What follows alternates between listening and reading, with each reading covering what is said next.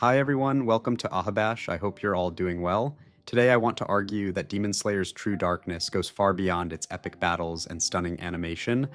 Beneath the surface lies a story built on generational curses, impossible sacrifices, and the horrifying price everyone pays for survival. A mother threw her baby off a cliff. A teacher died slowly from ritual suicide, alone. A 14-year-old used his severed body to pin down an enemy's sword. From Muzan's origin to Tanjiro's family massacre, this thousand-year war consumed everyone it touched. But before we begin, I would just like to kindly ask you all to subscribe. It is completely free and it really helps us improve the videos for this wonderful community we have managed to build. Anyway, that is enough. Let's begin. Muzan's origin. Every monster has a beginning. Muzan Kibutsuji, the demon who would terrorize Japan for over 1,000 years, didn't start as the monster the world would come to fear. His story begins not with evil, but with a desperate fight for survival that went catastrophically wrong.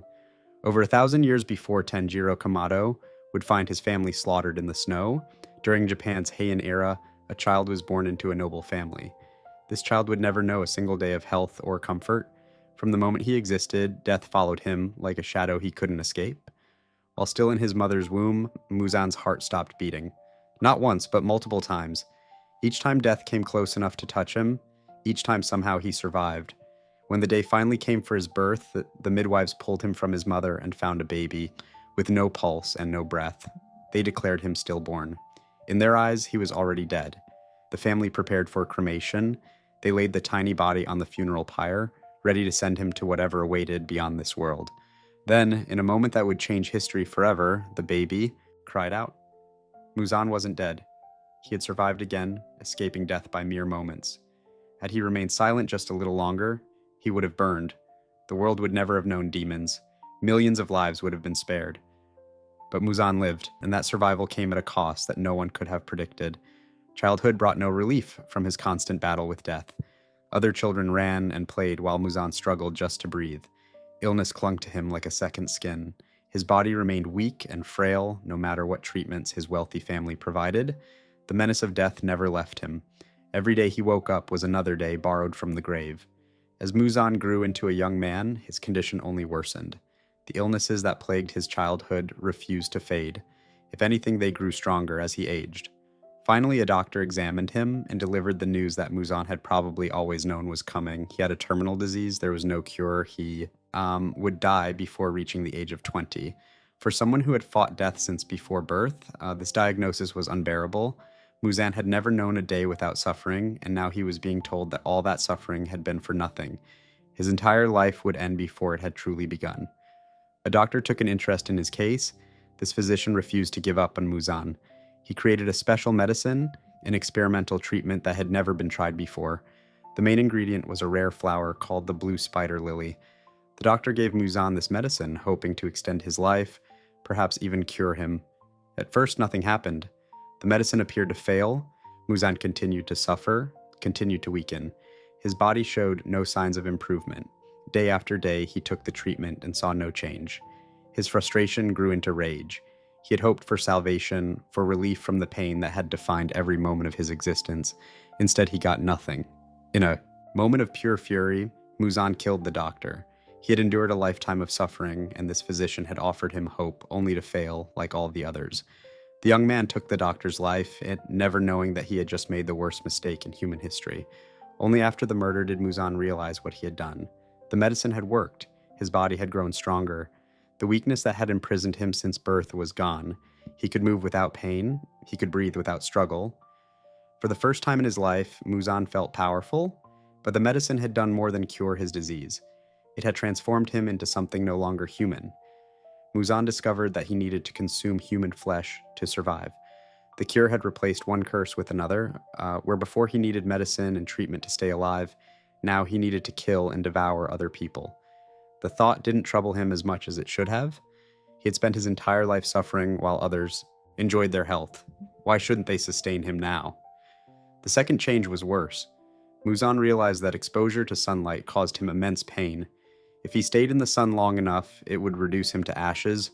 The medicine had made him strong, but it had also trapped him. He would spend the rest of his life hiding from daylight, only able to move freely in darkness. This truth filled Muzan with deep resentment. He had finally gained the strength he craved, but he couldn't fully enjoy it. He was still limited, still weak in a fundamental way. The thought of spending eternity avoiding the sun was unbearable. This wasn't the perfection he had sought. Then came a worse realization. Muzan had killed the only person who understood the medicine. The doctor had known the properties of the blue spider lily, had known how to use it, had known where to find it. Now that knowledge was gone, buried with the physician Muzan had murdered in his rage. Muzan searched desperately for information about the flower. He combed through the doctor's notes and found that the blue spider lily was incredibly rare. It bloomed during daylight for only 2 or 3 days each year. When it did bloom, the flowers would close quickly, making them look like common weeds.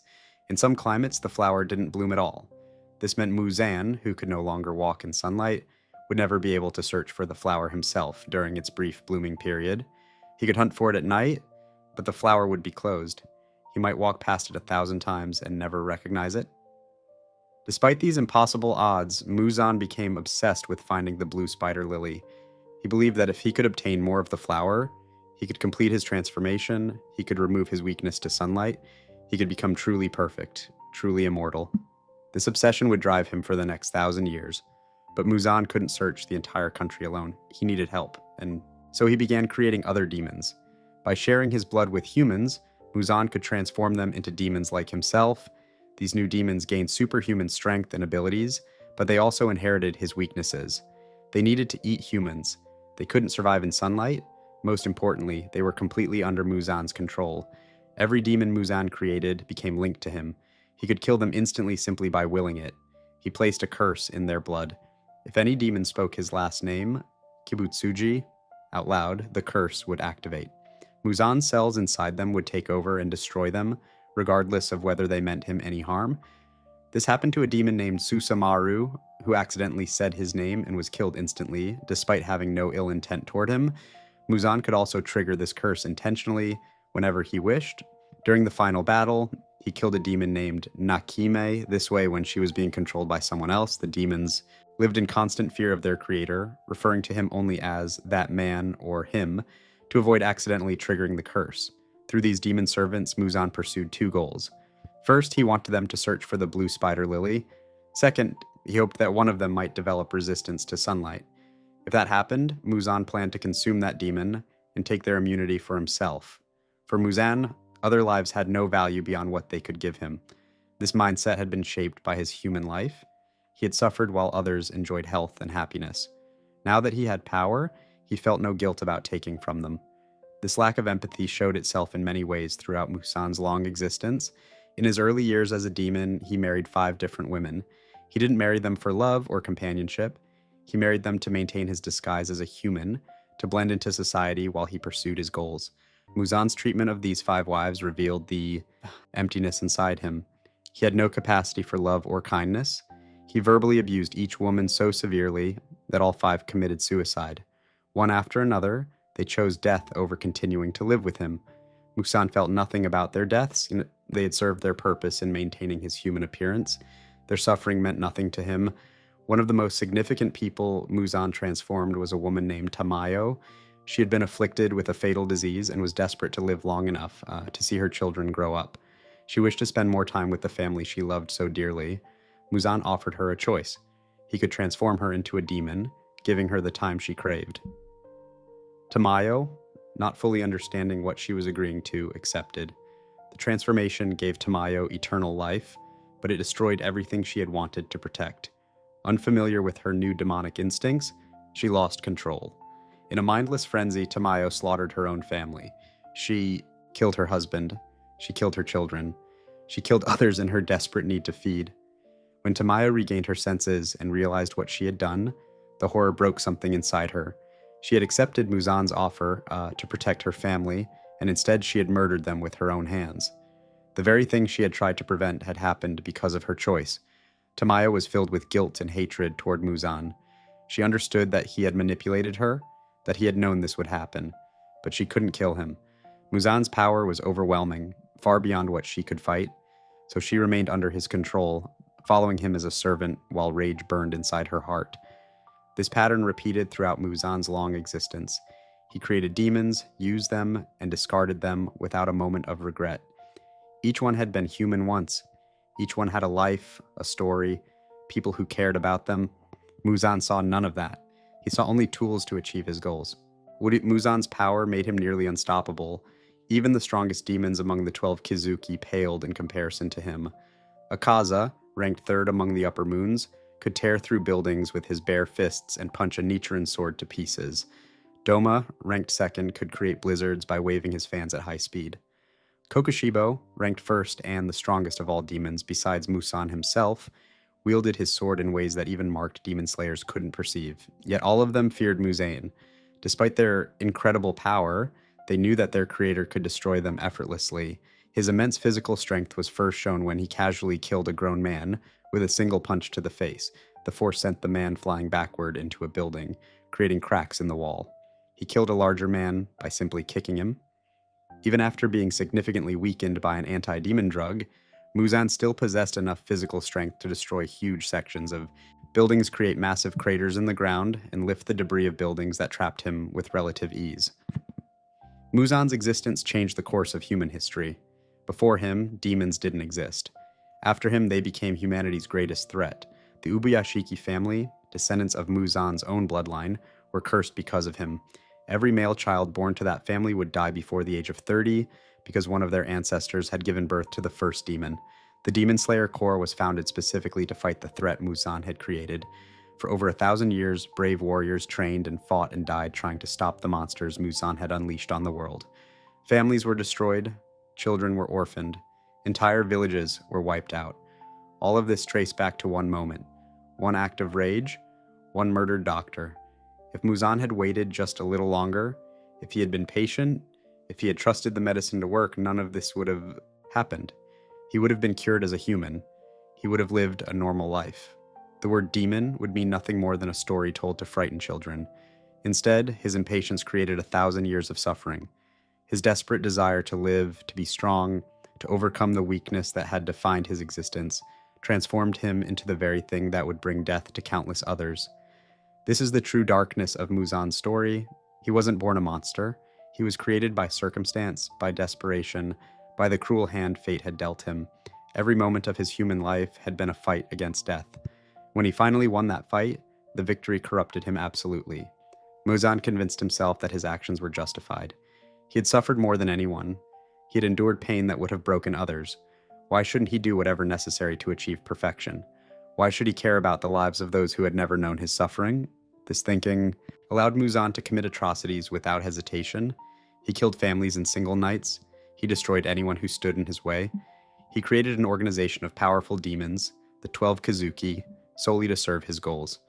The upper and lower ranks of this group terrorized Japan, and Muzan felt no responsibility for their actions. Throughout his 1,000-year reign, Muzan never stopped searching for the blue spider lily. He never stopped pursuing his idea of perfection. He never stopped creating demons to serve as his eyes and hands in that search, and he never stopped killing anyone who proved useless to him. The irony is that Muzan's obsession with overcoming his weakness to sunlight made him weaker, not stronger. If he had accepted his limitation, he could have lived in darkness forever, unopposed and untouchable. Instead, his pursuit of perfection made him reckless. It drove him to create so many demons that humanity had no choice but to fight back. It led to the formation of the Demon Slayer Corps. It ultimately led to his downfall. Muzan Kibutsuji began as a victim, a child who suffered from the moment of his birth, a young man who faced death before he could experience life, a patient who was failed by medicine until one doctor tried something new.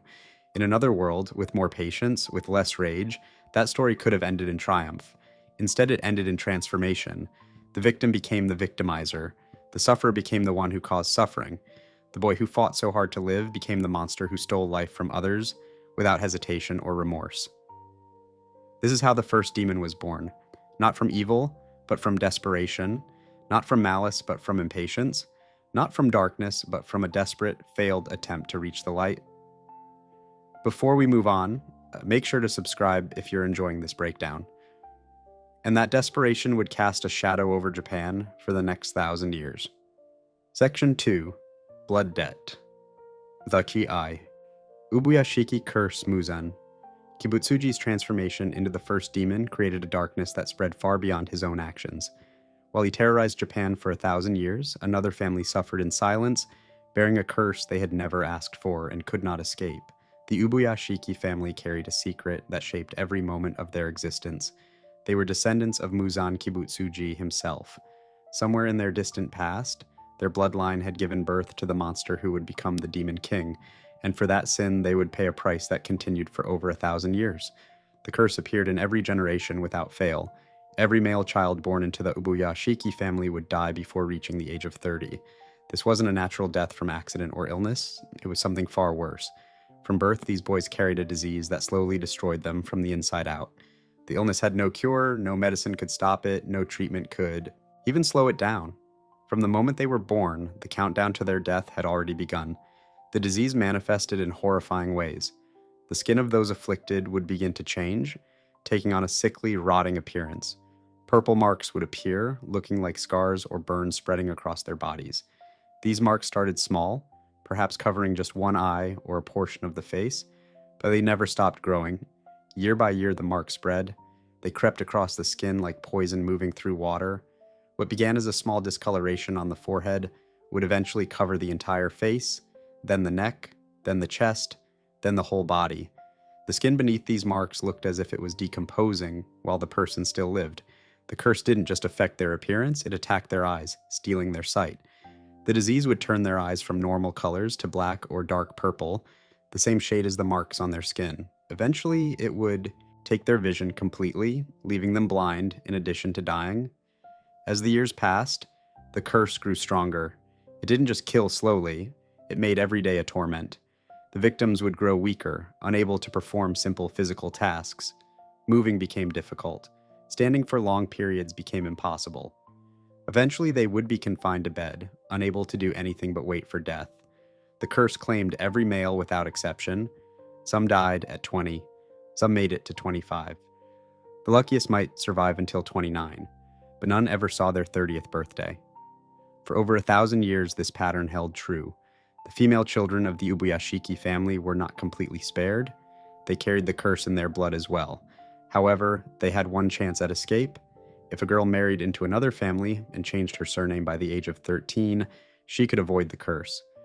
By leaving the Ubuyashiki name behind, she could live a normal life. This created an impossible choice for the family. They had to marry off their daughters as children to save their lives. These girls would leave home before they had truly grown up, separating from their families forever to escape a curse they had done nothing to deserve. The Ubuyashiki family sought answers desperately.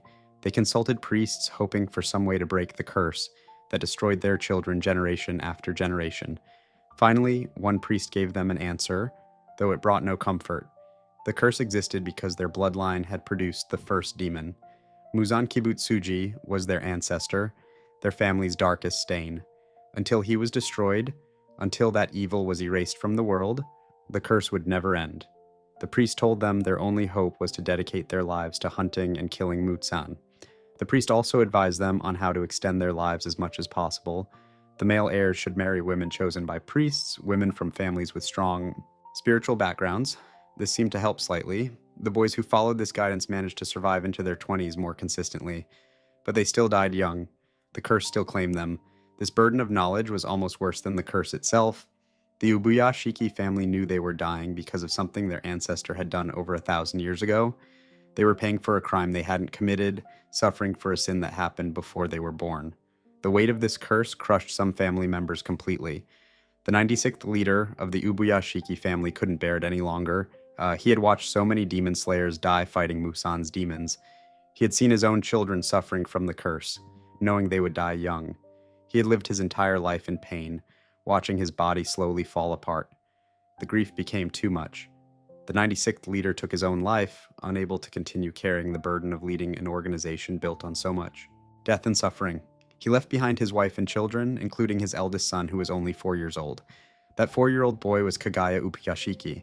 In a single moment, he went from being a child to being the 11th leader of the Demon Slayer Corps. At an age when most children were still learning to read and write, Kagaya had to take responsibility for an organization of warriors fighting a war that had lasted centuries. But Kagaya's suffering had only begun. 5 years after his father's suicide, another tragedy struck the family. Kagaya's second brother, Senri, suffered from mental illness on top of the family curse. The combination of the physical disease and his deteriorating mental state drove him to madness. One day, Senri set fire to the family mansion. He didn't do this alone.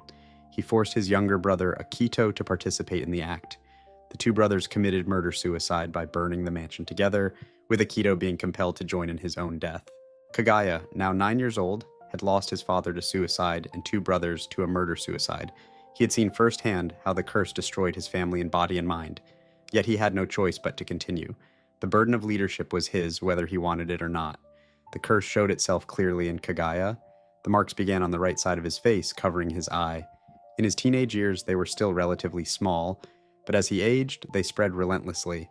By the time Kagaya reached his early 20s, the marks covered most of his face and had begun spreading down his neck and across his body.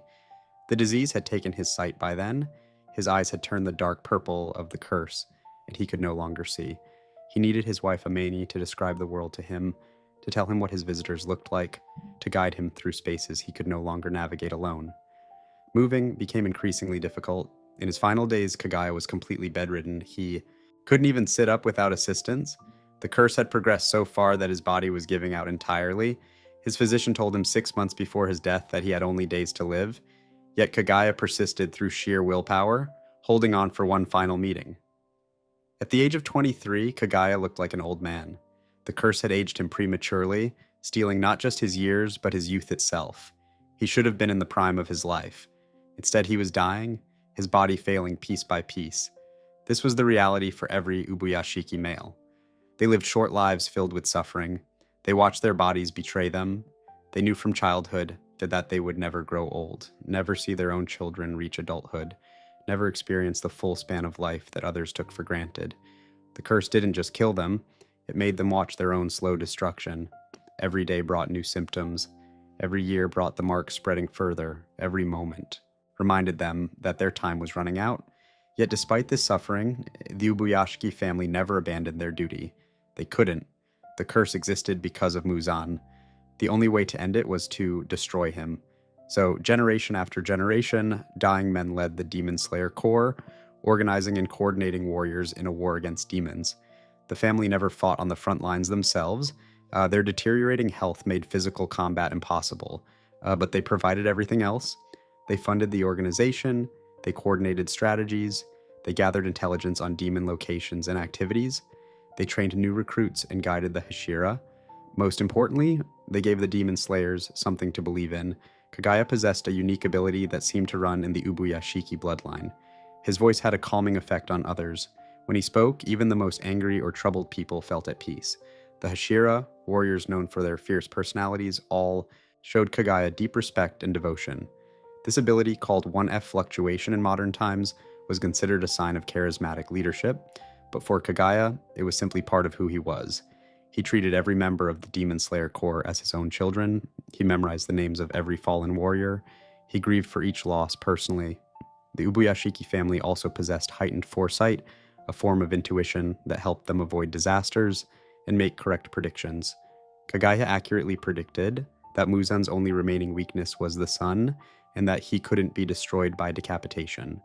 He predicted that the deaths of the upper moon demons Gyutaro and Daki would begin a chain reaction, leading to more upper moon deaths. He even predicted exactly when Muzan would find him. This foresight helped the family accumulate great wealth over the centuries. They used this money to fund the Demon Slayer Corps, ensuring the organization could continue its mission even when society at large had forgotten demons existed. But money and foresight couldn't save them from the curse.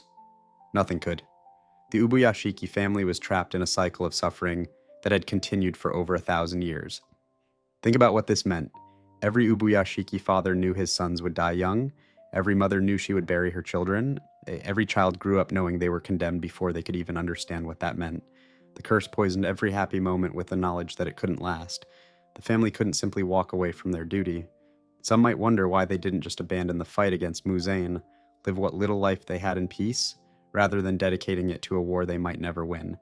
But they couldn't make that choice. First, the curse ensured they would never know peace. The disease would torture them whether they fought or not. Running from their duty wouldn't save them from suffering. Second, Muzan was there ancestor, his evil came from their bloodline. They felt a responsibility to erase that stain, to make amends for the monster their family had produced. The priest had told them this was their path to redemption. Third, Muzan had to be stopped. The Ubuyashiki family had seen what demons did to innocent people. They had received reports of massacred families, destroyed villages, and lives torn apart by demon attacks. How could they simply stand by and do nothing when they had the resources and knowledge to fight back? So they continued. Generation after generation, dying young, suffering constantly, they led the Demon Slayer Corps. They poured their wealth into the fight. They coordinated strategies. They supported the warriors who risked their lives daily. They did everything they could to win a war that had already lasted longer than most civilizations. The Ubuyashiki family knew that even if they succeeded, even if they destroyed Muzan, most of them would never see that victory. But if the curse had claimed too many of them already, any given leader would likely die before Muzan fell. They were fighting a war they probably wouldn't survive to see won. This is what made their dedication so remarkable. They weren't fighting for themselves. They couldn't be cured. They would die young no matter what happened. They fought for future generations. They fought so their descendants might finally be free of the curse. They fought so other families wouldn't suffer as they had. Kagaya embodied this dedication completely. Despite his failing body, despite his blindness, despite knowing he would die soon, he never stopped working to destroy Muzan. He never complained about his suffering. He never showed bitterness about the unfairness of the curse. He simply did his duty, leading with wisdom and compassion until his final breath.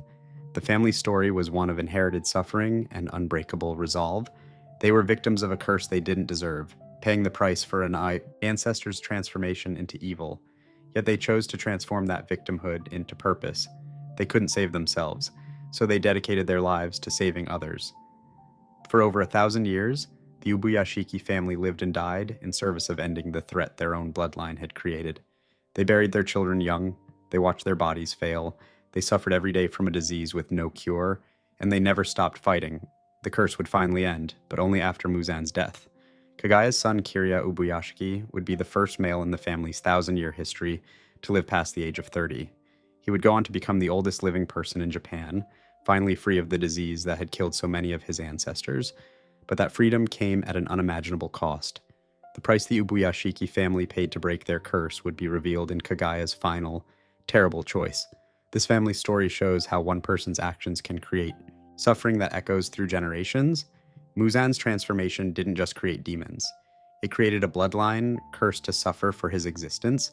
Every Ubuyashiki child was born into a life sentence, condemned before they took their first breath. The Ubuyashiki curse stands as proof that in Demon Slayer's world, the consequences of evil extend far beyond the guilty. The innocent suffer, children pay for the sins of distant ancestors, and some families bear burdens so heavy that death becomes a release rather than a tragedy. Before we move on, make sure to subscribe if you're enjoying this breakdown. But Kagaya Ubuyashiki would ensure that even his death served a purpose. His final act would prove that sometimes the darkest choices are made by those with the purest intentions. Section 3. The Ultimate Sacrifice. Kagaya's Death. Some battles are won with swords, others are won with sacrifice. Kagaya Ubuyashiki understood that defeating Muzan Kibutsuji would require more than just strength. It would require someone willing to pay the ultimate price. At 23 years old, Kagaya was already dying. The family curse had spread across his entire body. The purple marks that had started on his right eye now covered his face, his neck, his chest, his arms. His skin looked like it was rotting away while he still lived. The curse had stolen his sight completely, leaving his eyes dark and lifeless. 6 months before his death, Kagaya's physician examined him and delivered a grim assessment. Based on the progression of the disease, Kagaya had only a few days left to live. The curse was accelerating. His body was shutting down. Death was no longer a distant threat, but an immediate certainty. Yet Kagaya didn't die in those few days. He didn't die in the weeks that followed. He didn't die in the months after that. Through sheer force of will, Kagaya kept himself alive. He had one final task to complete, one last strategy to execute. He would not allow himself to die until he had set his plan in motion. Kagaya possessed the Ubuyashiki family's gift of foresight. This heightened intuition allowed him to predict future events with remarkable accuracy. He had used this ability throughout his leadership to guide the Demon Slayer Corps, to avoid disasters, and to make strategic decisions that saved countless lives. Now, that foresight told him something crucial. Muzan would come for him. The Demon King had spent centuries searching for the Ubuyashiki family's location, wanting to destroy the leadership of the Demon Slayer Corps. Kagaya's intuition told him that Muzan would finally find him within the next 5 days. This knowledge gave Kagaya an opportunity. If he knew when and where Muzan would appear, he could prepare a trap. For the first time in 1,000 years, the Demon Slayer Corps would have the element of surprise. They wouldn't be reacting to Muzan's attacks, they would be ready for him. But the trap would require bait. Someone would need to be present when Muzan arrived, someone to keep him in place long enough for the ambush to work. Kagaya knew there was only one person who could fill that role. Himself. Kagaya made his decision. He would use himself as bait to lure Muzan into a trap. But he wouldn't stop there. He planned something far more drastic, something that would ensure Muzan couldn't simply kill him and leave. Kagaya would detonate explosives in his own mansion, with himself at the center of the blast. The explosion would serve multiple purposes. It would damage Muzan, hopefully weakening him enough for the Hashira to have a fighting chance. It would prevent Muzan from simply absorbing Kagaya and leaving. Most importantly, it would buy time. Every second Muzan spent recovering from the blast was another second for the Demon Slayers to attack. Kagaya shared his plan with Gyomei Himejima, the Stone Hashira, and the most trusted of his warriors. Gyomei understood the implications immediately. Kagaya was planning to die. He was planning to sacrifice himself in an explosion that would kill him instantly. There would be no survival, no escape, no chance at a different outcome. But Kagaya wouldn't die alone.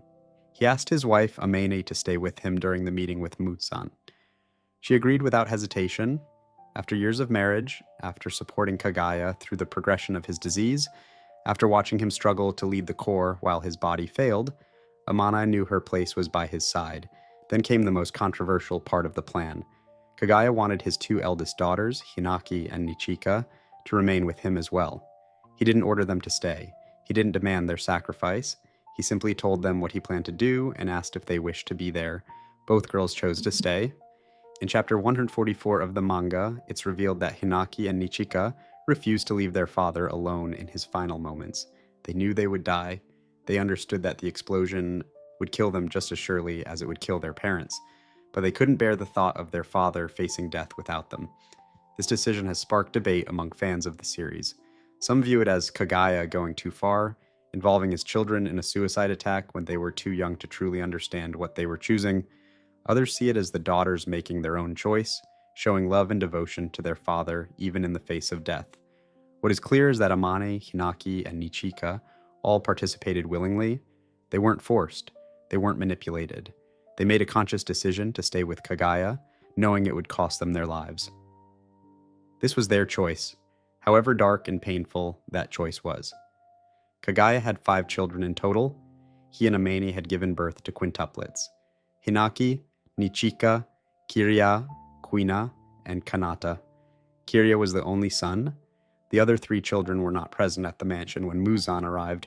They were kept away deliberately, ensuring the Ubuyashiki line would continue, even if the plan went wrong. As the final day approached, Kagaya made his preparations. He filled his mansion with explosives. The bombs were specially designed with spikes embedded in them.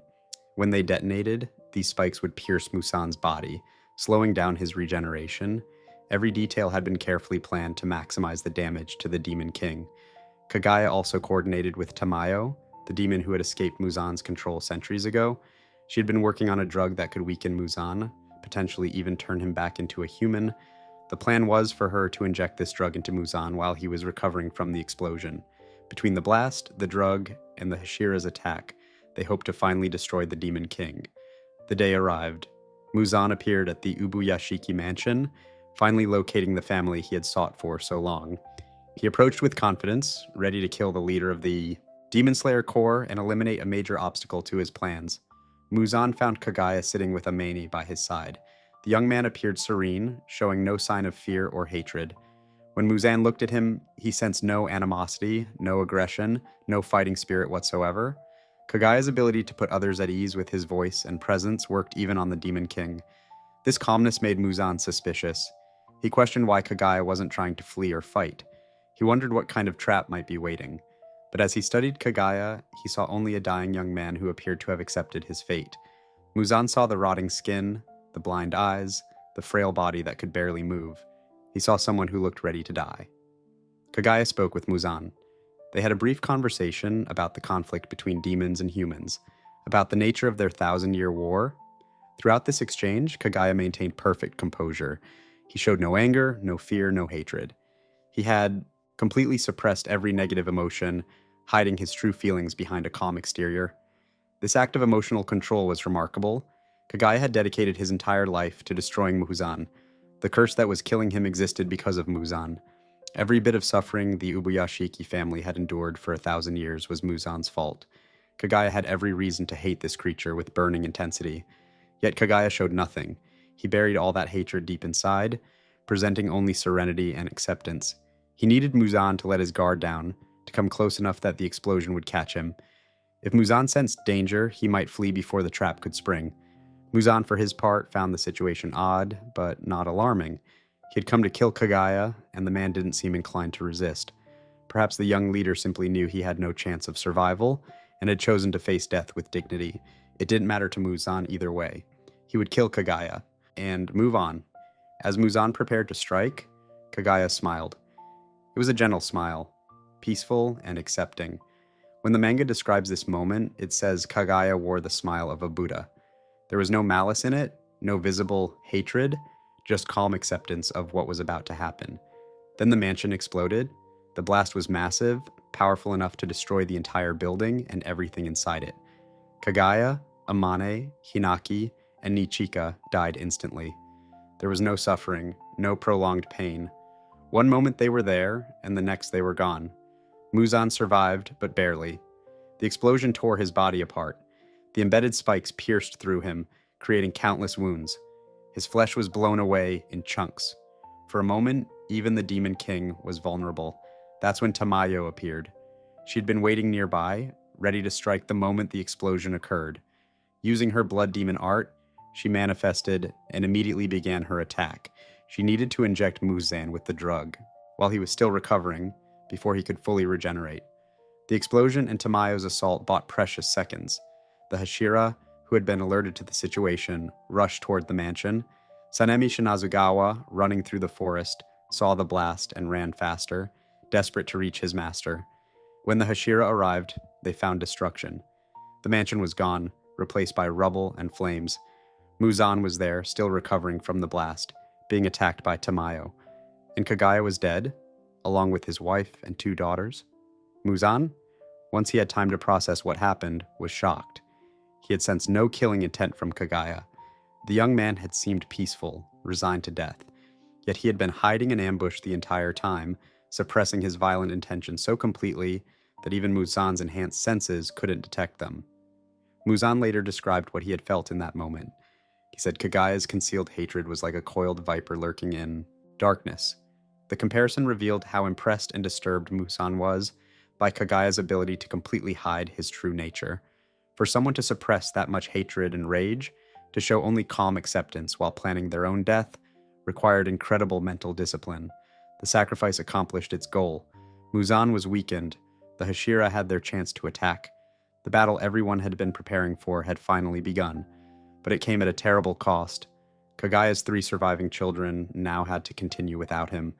Kirya, only 8 years old, became the 98th leader of the Demon Slayer Corps. He had just lost his father, mother, and 2 sisters in a single explosion. Now he had to lead an organization in the middle of its most important battle. Kirya didn't collapse under this pressure. Along with his sisters Kuina and Kanata, he coordinated the Demon Slayers from outside the battle. The children provided tactical support, maintaining communication between different groups of fighters, helping them navigate the Infinity Castle where the final battle would take place. The question that haunts this moment is whether Kagaya made the right choice. He sacrificed himself, his wife, and 2 of his daughters to create an opening against Muzan. The explosion weakened the Demon King temporarily, giving the Hashira their chance to attack. But Muzan recovered quickly. The fight continued for hours afterward. Some argue that Kagaya went too far. Yes, he was dying anyway. His sacrifice was inevitable, given his disease. But did he have to involve his wife and daughters? Could the plan have worked with just himself as the sacrifice? Did those 3 deaths actually contribute to the victory, or were they unnecessary casualties in a desperate gamble? Others defend the choice. They point out that Amane, Hinaki, and Nichika all chose to stay willingly. They weren't forced. They made their own decision to remain with Kagaya in his final moments. Their presence showed Muzan that Kagaya was with his family, making the scene appear more natural and less suspicious.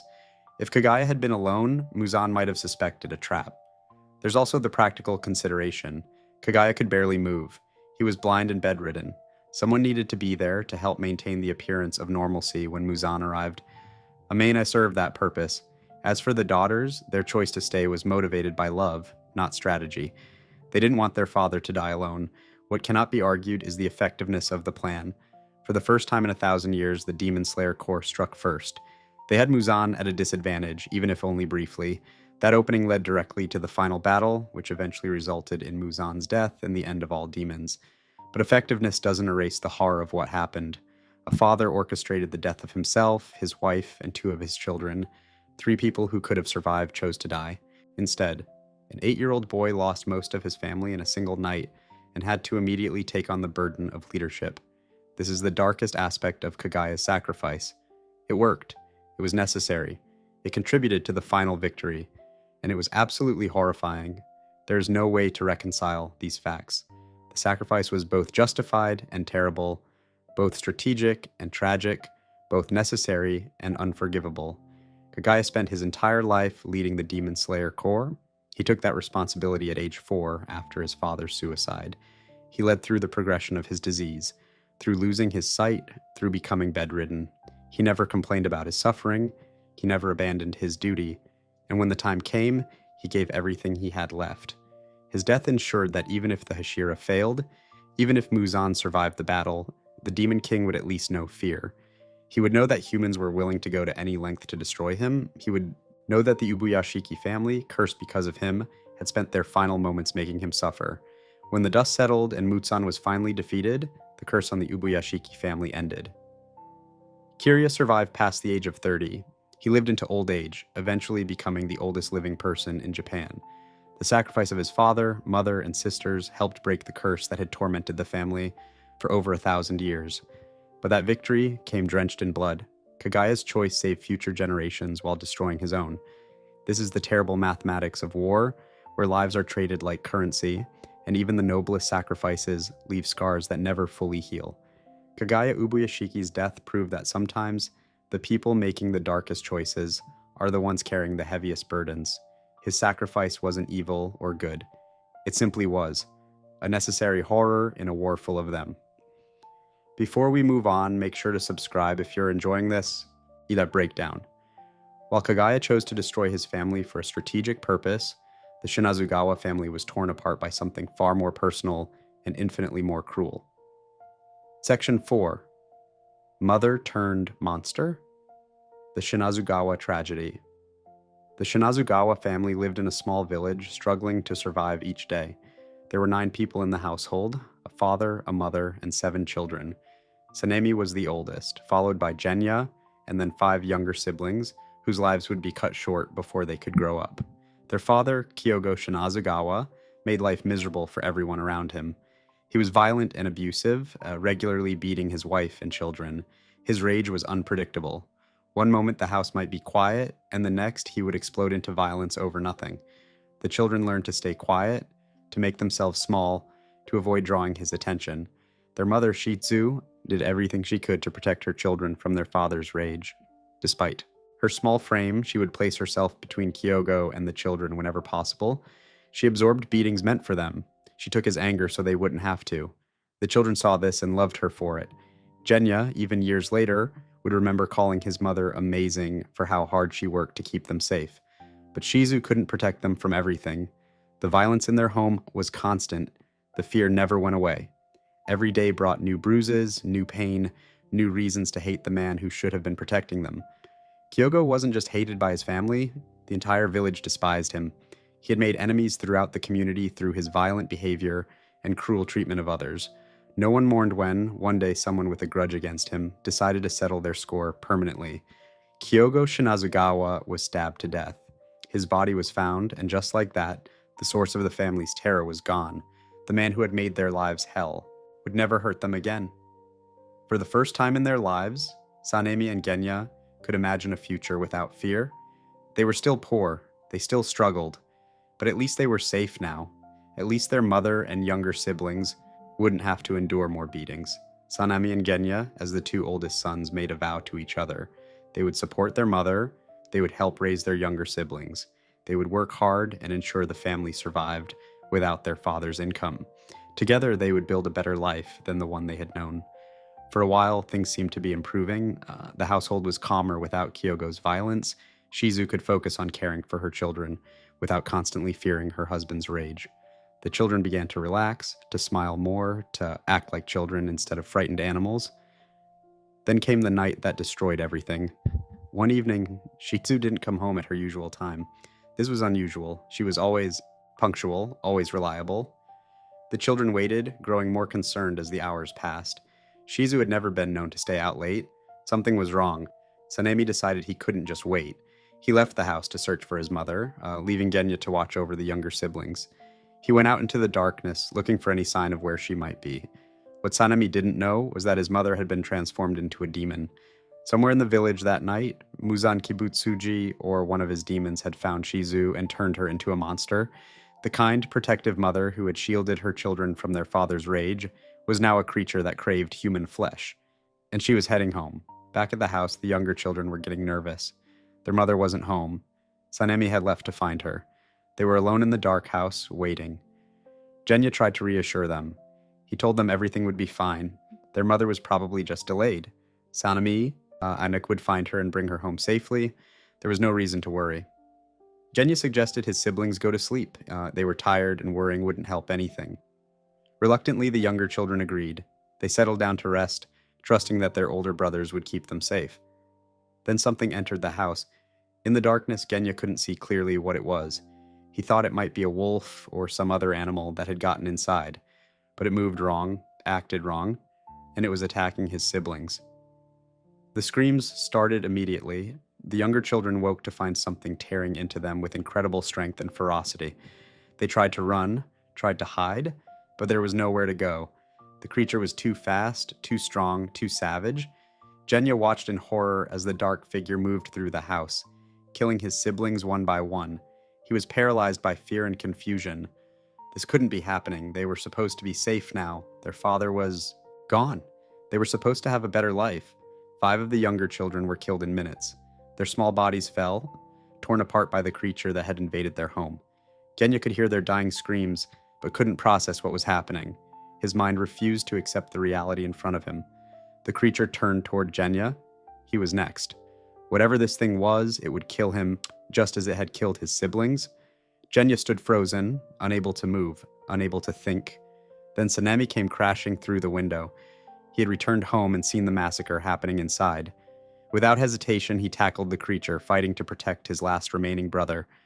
The 2 figures went through the window together, tumbling out onto the street below. Sanemi yelled at Genya to run, to get away while he fought the creature. But Genya couldn't run. His siblings were lying around him, bloodied and dying. He needed to help them. He needed to stop their bleeding, to save them somehow.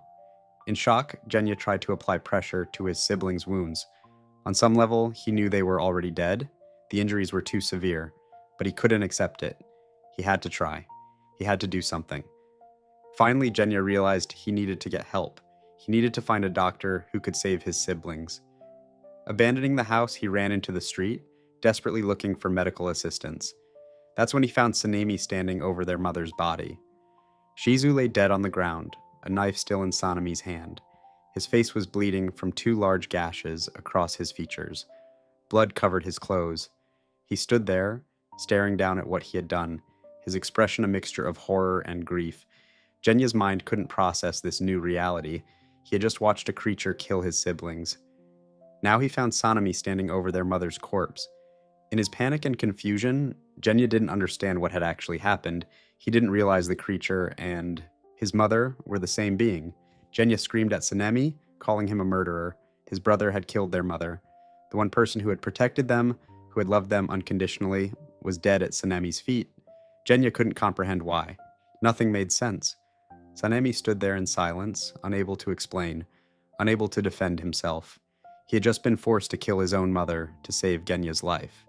He had fought against her demonic form, received those scars across his face from her claws, and ended her life with his own hands. The trauma of what he had done left him speechless. Genya cradled his mother's body as the sun began to rise. In the morning light, Shaizu's corpse began to dissolve. Her body turned to ash, the way all demons do when exposed to sunlight. Genya watched his mother disappear, finally understanding that she hadn't been human when she died. But by then, the damage was done. Genya had called his brother a murderer. He had accused Sanemi of killing their mother in cold blood. Those words, spoken in panic and confusion, created a wound that would take years to heal. Sanemi left after that night. He abandoned Genya and began hunting demons on his own with suicidal devotion. He had no knowledge of demon slayers or Nichiren swords. Instead, he armed himself with regular weapons and fought demons at night through sheer determination and rage. His method was crude but effective. Sanemi would fight demons until he managed to capture and incapacitate them. Then he would tie them up and wait for sunrise, letting the sun finish what he had started. It was reckless and dangerous, but Sanemi didn't care. He had lost everything that mattered to him. Death would almost be a relief. What kept Sanemi alive was his blood. He possessed an extremely rare blood type called Marechi. This blood has an intoxicating effect on demons, similar to being drunk. When demons smell or consume Marechi blood, they become disoriented and weakened.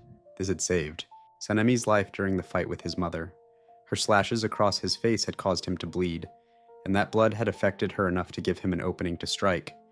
This rare blood would continue to protect Sanemi as he hunted demons alone, but it couldn't protect him from the pain of what he had lost. Eventually, Sanemi encountered a legitimate demon slayer named Mesachika Kumeno. Mesachika introduced him to a proper trainer and helped him join the Demon Slayer Corps. For the first time Sanemi learned about breathing techniques and proper demon slaying methods, he had allies who understood what he was fighting. Sanemi and Masachika became friends. They fought together, trained together, trusted each other. Then, during a battle with a powerful demon, Masachika was killed. Sanemi survived, but couldn't save his friend. Another person he cared about had died while he lived. After Masachika's death, Sanemi was promoted to the position of Wind Hashira.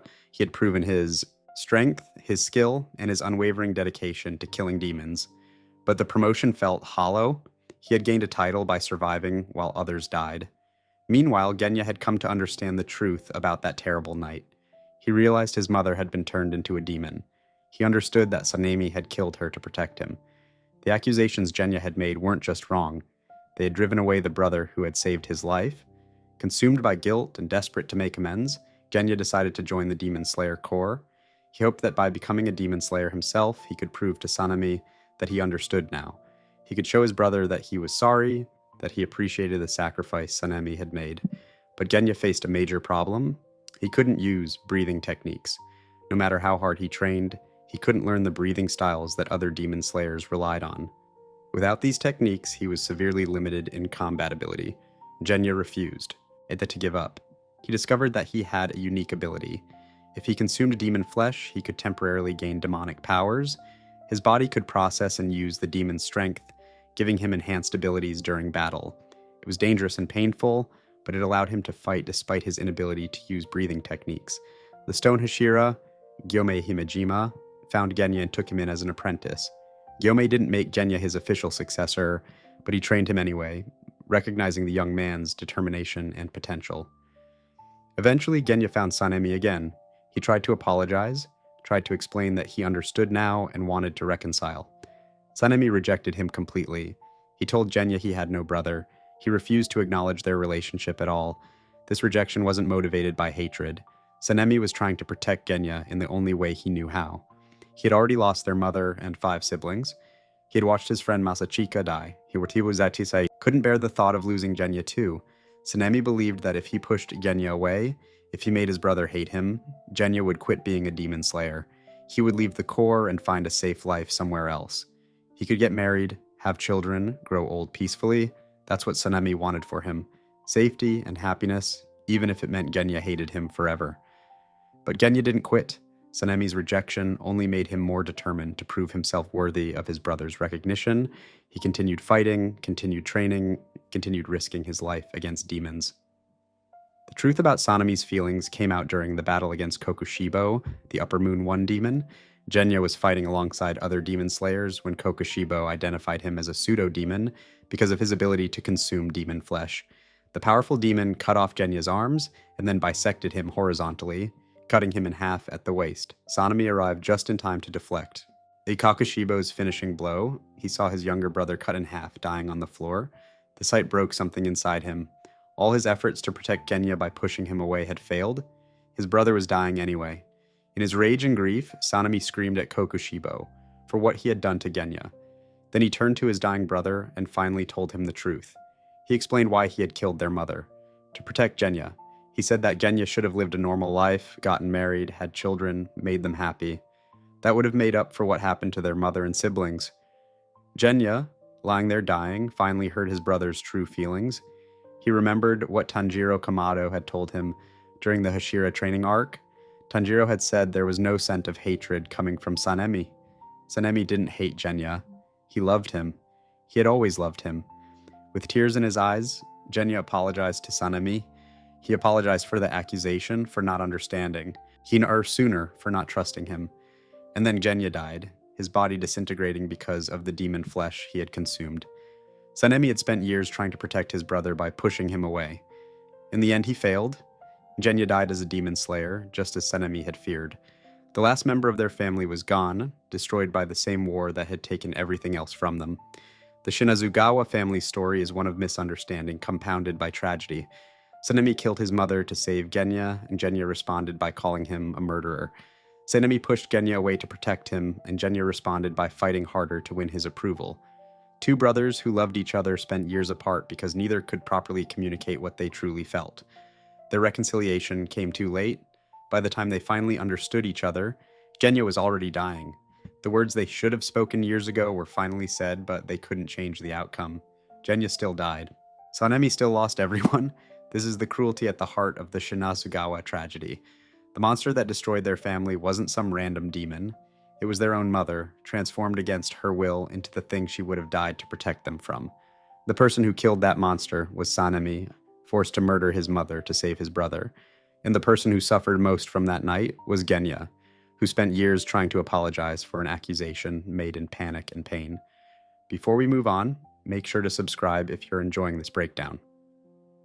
Another mother would face an equally impossible choice, but her sacrifice would come with the knowledge of what she was doing and why. Section 5, The Cliff's Edge, Inosuke's mother. Kotoha. Hashibira was 17 or 18 years old when she gave birth to her son Inosuke. She should have been happy. She had a child, a family, a life ahead of her. Instead, she found herself trapped in a nightmare with no escape. Her husband was violent. He beat Kotoha regularly, his fists finding her whenever his anger rose. The beatings left her with injuries that never fully healed, bruises that layered on top of older bruises. But Kotoha endured it because she had nowhere else to go and a baby to protect. The abuse didn't come only from her husband. Kotoha's mother-in-law lived with them, and instead of protecting her daughter-in-law from her son's violence, she participated in it. The older woman bullied and mistreated Kotoha daily, making her life miserable in ways both large and small. Between her husband's beatings and her mother-in-law's cruelty, Kotoha lived in constant fear and pain. She had no allies in that house. No one protected her. No one showed her kindness. She was alone except for baby Inosuke, who depended on her completely. Kotoha endured this abuse because she believed she had to. Where could she go? She had no money, no family to turn to, no way to support herself and her infant son. She was trapped by circumstance and fear, living each day hoping the violence wouldn't be too severe. Then came the day when something inside her finally broke. Her husband was in one of his rages again, his fists ready to strike. But this time, Kotoha fought back. She bit down hard on his hand, catching him off guard. In that moment of surprise, Kotoha grabbed baby Inosuke and ran. She didn't pack belongings. She didn't plan where to go. She just fled barefoot through the snow, holding her infant son against her chest, running from the only home she knew. Her husband and mother-in-law chased after her. They followed her into the wilderness, shouting and threatening. Kotoha ran faster, her bare feet freezing in the snow, her breath coming in desperate gasps. She had to protect Inosuke. That was all that mattered. Kotoha ran until she could run no more. Eventually, she found herself at a temple. The building housed a religious group called the Eternal Paradise Faith, a cult, dedicated to worshiping their leader. That leader was a demon named Doma, though Kotoha didn't know this when she arrived. Doma appeared kind and welcoming. He took Kotoha in without question, offering her shelter and safety. He didn't ask for payment or favors. He treated her injuries from the abuse she had suffered. He allowed her to stay at the temple with Inosuke, giving them a place to sleep and food to eat. For Kotoha, this seemed like salvation. After years of abuse, she had found someone who treated her gently. Doma appeared to care about her well-being. He listened when she spoke. He smiled at her and made her feel safe for the first time in years. Doma also took care of the problem of her husband and mother-in-law. The two had followed Kotoha to the temple, demanding she return with them. Doma found them to be too noisy and annoying. He killed both of them, leaving their corpses abandoned in the mountains. Kotoha never knew what happened to them. She assumed they had given up the chase and returned home. She didn't know they were dead. She lived at the temple, believing that if she left, her husband would find her and drag her back to that abusive household. This fear kept Kotoha at the temple, even though she had doubts. Something felt wrong about the place, though she couldn't quite identify what. But she pushed those feelings aside because where else could she go? Doma had saved her. He had given her safety. She owed him her gratitude and loyalty. Kotoha spent her days at the temple caring for Inosuke and participating in the cult's activities. She sang to her baby frequently. Inosuke loved when she sang. She would make up lullabies, changing the lyrics each time because she wasn't very good at remembering words. Sometimes a lullaby would turn into a completely different song halfway through, but Inosuke didn't mind. One song she sang often was called Pinky Promise. She would hold Inosuke's tiny hand and sing about promises and love and protection. The baby would settle in her arms, soothed by her voice and the warmth of her embrace. According to Doma, Kotoha was naive and not very intelligent. He described her as beautiful but innocent, someone who didn't fully understand the world around her. Doma claimed she was easy to manipulate because of this supposed simplicity. But Doma also admitted that Kotoha was sharper than he gave her credit for. Despite her trusting nature, despite her desperate need for safety, she eventually figured out the truth about him. She discovered what the Eternal Paradise Faith really was. One day, Kotoha witnessed something she wasn't supposed to see. She found Doma in a room eating a human corpse. The religious leader she had trusted, the man who had offered her sanctuary, was a demon who devoured his own followers.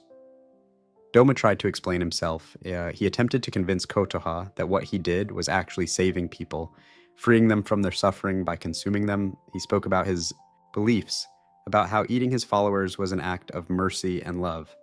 Kotoha didn't believe him. She called him a liar. All the doubt she had pushed aside came flooding back. She understood now that she had escaped one monster, only to place herself and Inosuke in the care of something far worse. Kotoha ran. She grabbed baby Inosuke and fled from the temple into the forest. She had no plan, no destination, no supplies. She just knew she had to get away from Doma before he decided to eat her and her son. Doma followed her. He wasn't particularly concerned about Kotoha escaping. Where could she go? She was alone in the wilderness with an infant. She would likely die out there anyway, and he could find her body later if he wanted. But Kotoha kept running. She pushed through the forest, holding Inosuke tight, her breath coming in ragged gasps.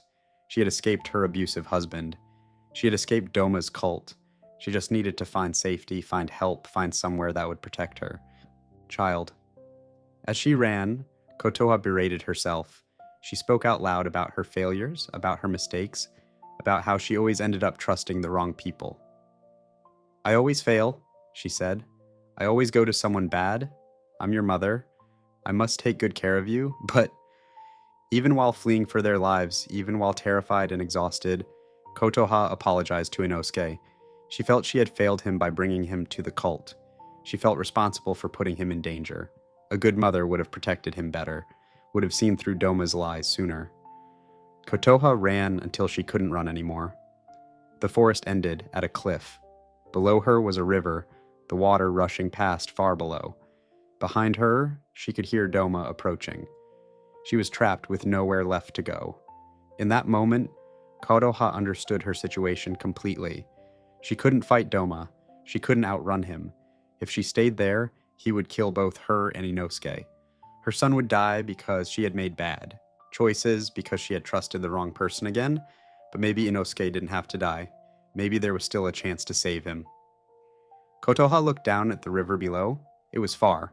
The fall would likely kill an adult, but a baby might survive. Babies were small, light.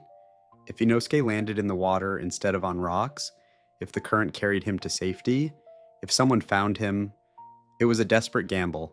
The chances of survival were tiny, but tiny was better than nothing. If Kotoha kept Inosuke with her, he would definitely die. If she threw him into the river, he might live. Kotoha held her baby one last time.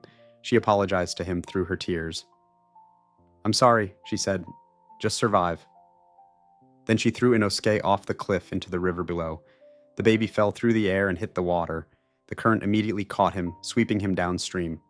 Kotoha watched her son disappear, not knowing if he would live or die. She had done the only thing she could think of, to save him. Now his fate was out of her hands. Doma caught up to Kotoha moments later. She stood at the cliff's edge, having just thrown away the person she loved most in the world. She had nothing left to fight for, nothing left to lose. Doma killed her.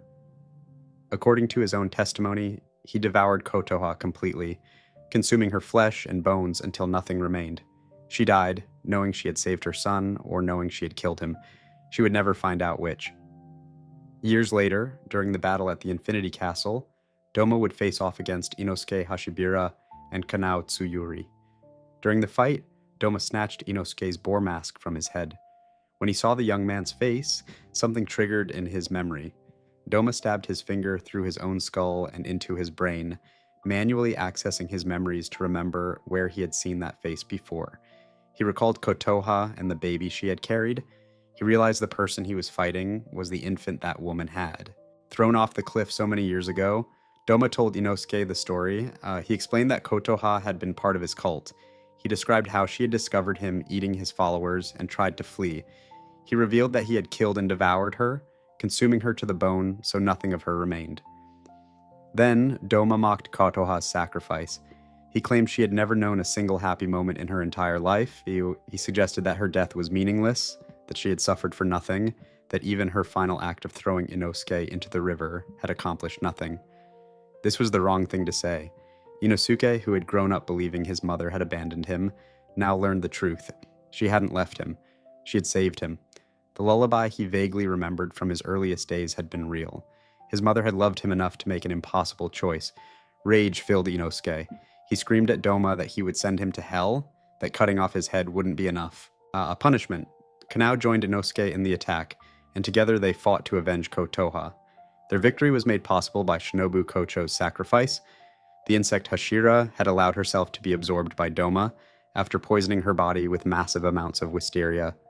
The poison weakened Doma from the inside, giving Inosuke and Kanao the opening they needed to behead the demon. As Doma's body disintegrated, Inosuke stomped on the remains, grinding them into dust. He was avenging his mother, the woman who had loved him enough to throw him off a cliff to save his life. Doma was wrong about Kotoha never experiencing happiness. She had been happy. The manga makes this clear through her own words. When she held Inosuke, she said, "Inosuke is so warm, my treasure. I'm happy because I have you." Kotoha had found happiness in her son, despite the abuse from her husband, despite the cruelty of her mother-in-law, despite ending up in a demon's cult. She had experienced genuine joy.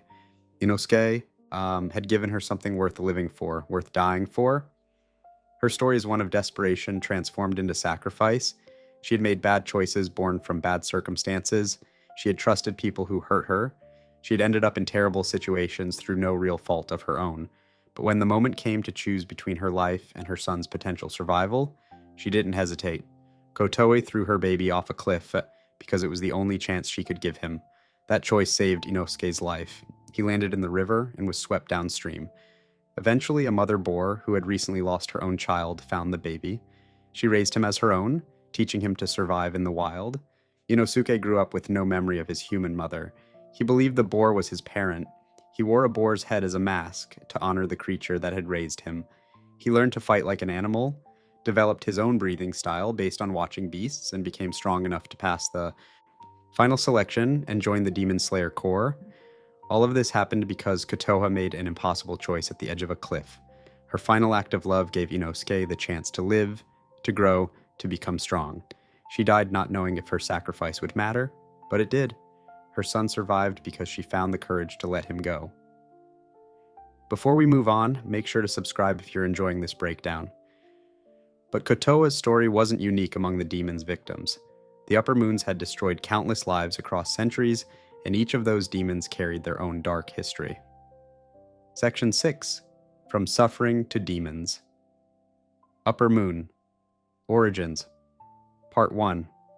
The strongest demons serving Muzan Kibutsuji weren't born as monsters. They were created from human suffering, transformed by trauma and desperation into the creatures that would terrorize Japan for centuries. Understanding their origins reveals an uncomfortable truth. The line between victim and monster is thinner than anyone wants to admit. Kokushibo held the rank of Upper Moon 1, making him the strongest demon besides Muzan himself. His power was so immense that even marked demon slayers couldn't perceive his sword movements. He could cut through multiple opponents simultaneously with techniques that seemed impossible to counter. But Kokushibo hadn't always been a demon. Over 400 years ago, during the Sengoku era known as the Golden Age of Demon Slayers, he had been human. His name then was Michikatsu Tsugikuni, and he was a demon slayer himself. Michikatsu had a twin brother named Yoriichi. From childhood, Michikatsu felt consumed by jealousy toward his younger twin. No matter how hard Michikatsu trained, no matter how much effort he put into mastering the sword, Yoriichi was always better. Yoriichi possessed natural talent that seemed almost divine. He was born with the demon slayer mark already on his body. He could see into the transparent world without training. His swordsmanship was flawless from the moment he first picked up a blade. He was, simply put, the strongest demon slayer who would ever exist. The cruelest part for Michikatsu was that Yoriichi didn't care about being strong. He loved his brother. He wanted to help people. Swordsmanship was just a tool for him, not an obsession. Yoriichi would have gladly given up his talent if it meant his brother could be happy. But Michikatsu couldn't accept this. He wanted desperately to be the strongest. When Yoriichi joined the Demon Slayer Corps, Michikatsu followed him, hoping that with proper training and dedication, he could finally surpass his brother. It didn't happen. Even within the Corps, surrounded by the best fighters of their generation, Michikatsu couldn't match Yoriichi. His brother's abilities remained far beyond his reach. The gap between them never closed, no matter how hard Michikatsu worked. This jealousy ate away at Michikatsu for years. He had devoted his entire life to the sword, sacrificed everything to become strong, and he would always be second best to someone who barely tried. Then Michikatsu learned about the curse of the Demon Slayer mark. Every person who awakened the mark would die before reaching the age of 25. Michikatsu had awakened his mark during battle, which meant his death was approaching rapidly. The thought of dying filled Michikatsu with rage. He had spent his whole life trying to become strong, and now he would die young without ever achieving his goal. Meanwhile, Yoriichi seemed immune to the curse, continuing to live and grow stronger while Michikatsu faced death. When Muzan Kibutsuji approached Michikatsu with an offer to become a demon, he accepted. Becoming a demon meant eternal life. It meant the power to continue growing stronger. It meant he wouldn't die at 25 like the curse dictated. Michikatsu abandoned his humanity, his family, and his fellow demon slayers. He became the demon Kokushibo and would live for over 400 years, becoming powerful enough to kill countless warriors. But he never surpassed Yoriichi. His brother remained stronger until the day Yoriichi died of old age at over 80 years old.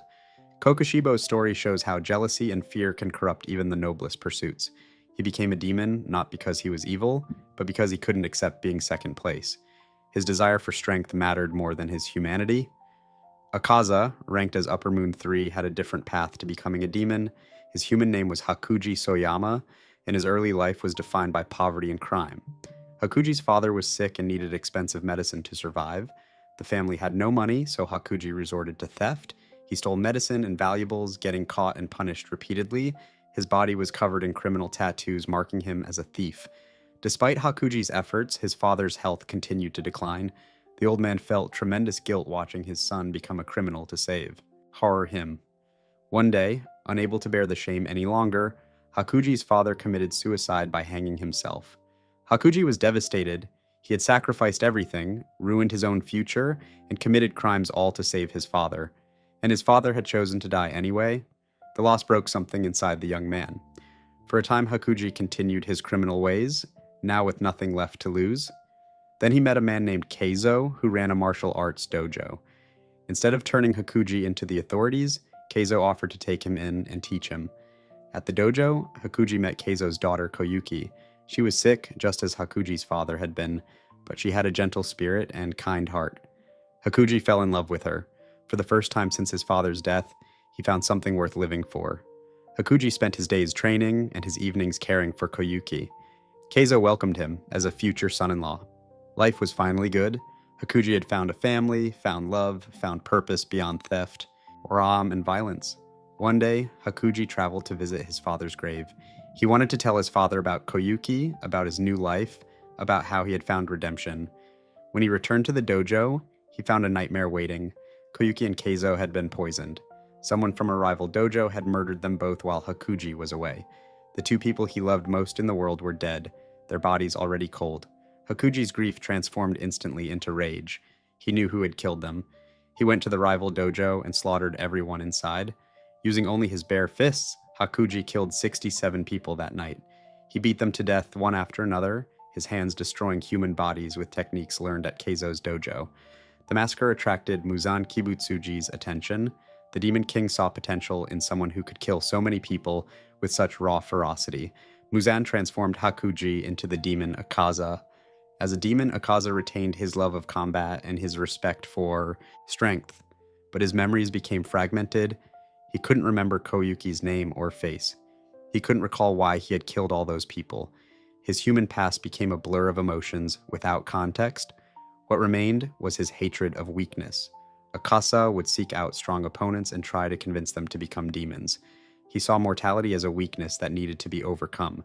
His entire philosophy as a demon stemmed from the pain of losing people he loved to death. The siblings Gyutaro and Daki, who shared the position of Upper Moon 6, came from the darkest depths of poverty. They were born in the entertainment district, a place where human life had a price and the poor were treated as less than human. Gyutaro was born first. From the moment of his birth, he was considered ugly. His mother hated him for his appearance and beat him regularly. The neighbors treated him with disgust and cruelty. He had almost nothing to eat and survived by consuming insects and rats he found in the district's filthy streets. Despite all this suffering, Gyutaro endured. He survived through sheer stubbornness and the small hope that things might somehow get better. Then his sister was born. Her name was Ume, and unlike Gyutaro, she was beautiful. In the entertainment district, beauty meant value. Ume's appearance gave her opportunities that Gyutaro had never known. As Ume grew older, she began doing sex work, as was expected of beautiful girls in their district. Gyutaro would collect her earnings, protecting her and managing the money. For the first time in his life, he had a purpose. He existed to protect his sister. Ume hated how the men treated her. Despite being beautiful, despite earning money, she was still being used and degraded. One day, a client did something that pushed her too far. In response, she stabbed him in the eye with a hairpin. The client and others from the district took revenge.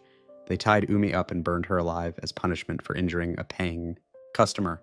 When Gyutaro found his sister, she was dying, her body charred from the flames. Gyutaro begged the people around them for help. Surely someone would save a dying child. But the district's residents ignored him. They walked past the siblings without offering aid. To them, Ume and Gyutaro were worthless. Their suffering didn't matter. Gyutaro carried his dying sister through the streets, desperate and alone. That's when they encountered Doma, the Upper Moon 2 demon. Doma looked at the siblings and saw an opportunity. He offered to save them both. He could turn them into demons, giving them the power to never be weak again. They would survive, become strong, and never have to fear death or poverty or abuse. Gyutaro accepted immediately. His sister was dying in his arms. What choice did he have? Doma transformed both siblings into demons, and they became the only demons to share a single Upper Moon position. As demons, Gyutaro and Daki killed countless people over the years. They murdered 7 Hashira between them. Daki alone killed 7 Hashira, while Gyutaro killed 15. Their combined power made them formidable opponents, but unlike many demons, Gyutaro never forgot his human motivation. He existed to protect his sister. That hadn't changed even after becoming a monster. When he died during his battle with Tengen Uzui, Tanjiro, and the others, his final thoughts were about Ume. He apologized to her for not protecting her better. These 3 demons, Kokushibo, Akaza, and Gyutaro with Daki, all became monsters because of human suffering. Jealousy destroyed Kokushibo, loss destroyed Akaza, poverty and cruelty destroyed the siblings. They weren't born evil. They were created by circumstances that pushed them beyond what they could endure. This doesn't excuse their actions as demons. They killed innocent people for centuries. They destroyed families and caused immeasurable suffering. But understanding their origins shows that demons weren't a separate species of pure evil. They were humans who broke under pressure and chose power over humanity. The tragedy is that their transformations didn't actually solve their problems. Kokushibo never surpassed Yoriichi. Akaza never stopped feeling the loss he couldn't remember. Gyutaro and Daki continued to suffer even as demons, bound together by trauma they couldn't escape. They traded their humanity for power, and in return, they received centuries of existence without peace, purpose, or redemption. Their human pain became demon cruelty, spreading the cycle of suffering to countless new victims. Before we move on, make sure to subscribe if you're enjoying this breakdown. Not all demons followed this pattern of tragic transformation. Some were born into privilege or created without the capacity for human emotion at all. Section 7, Empty Vessels, Upper Moon Origins. Part 2. While demons like Kokushibo and Akaza became monsters through suffering, others represented a different kind of darkness. These demons weren't broken by trauma. They were simply empty from the beginning, making them perhaps the most terrifying of all. Inadoma held the rank of Upper Moon 2, second only to Kokushibo in power. He could create blizzards with his fans, freeze opponents solid, and fight multiple Hashira-level opponents simultaneously. His strength was matched only by his complete lack of human emotion. Doma was born into a cult. His parents had created the Eternal Paradise Faith specifically to worship their son. From the moment of his birth, people treated Doma as a godlike being. Followers came to him seeking salvation and guidance. They believed this child possessed divine power to save their souls. Doma's parents submerged him completely into this cult environment. He grew up surrounded by people who worshipped him, who hung on his every word, who believed he could perform miracles. Most children might have been warped by this treatment, developing an inflated ego or becoming dependent on the adoration. Doma felt nothing at all. He sat through the worship sessions with a polite smile, saying whatever his followers wanted to hear. He performed his role as their savior perfectly, but inside he was completely empty. The prayers meant nothing to him. The people meant nothing to him. Their suffering, their hopes, their desperate need for salvation, all of it was meaningless in his eyes. When Doma was still young, he witnessed his mother kill his father. She had discovered her husband was cheating on her. In response, she murdered him. Then, overcome with despair, she took her own life. Doma discovered both parents dead. He was now an orphan, alone in the world, except for the cult that worshipped him. A normal child would have been traumatized. The shock of finding murdered parents would leave deep psychological scars. Doma didn't cry. He felt no sadness, no grief, no shock. He simply observed the bodies with mild curiosity, and then went about his day. His parents were dead. This was a fact. It didn't affect him emotionally because nothing affected him emotionally. This complete absence of emotion continued throughout Doma's life. When Muzan Kibutsuji found him and transformed him into a demon, Doma's fundamental nature didn't change. He was still empty inside. He still felt nothing for the people around him. As a demon, Doma continued running his cult.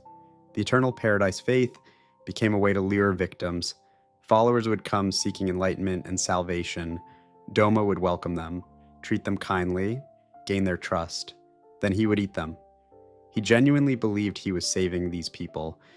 In Doma's worldview, humans suffered constantly. Life was painful and full of misery. By consuming his followers, he was freeing them from that suffering. He was giving them eternal paradise by making them part of him. This belief wasn't based on compassion. Doma didn't feel compassion. He had simply created a logical framework that justified his actions. Eating people was necessary for him to survive as a demon. His followers wanted salvation, therefore being eaten was their salvation. The logic was airtight in his mind, even if it was completely insane.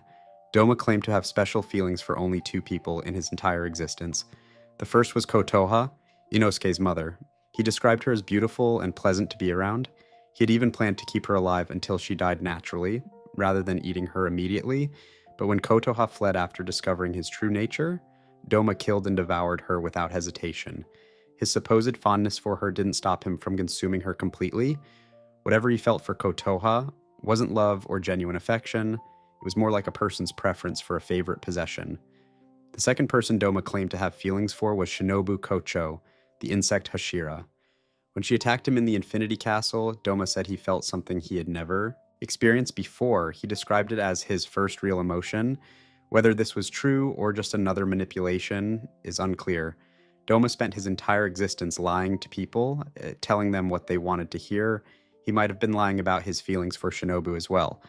Or perhaps for just a moment, the empty vessel that was Doma actually felt something genuine. Either way, it didn't change his actions. He absorbed Shinobu, consuming her just as he had consumed Kotoha and countless others.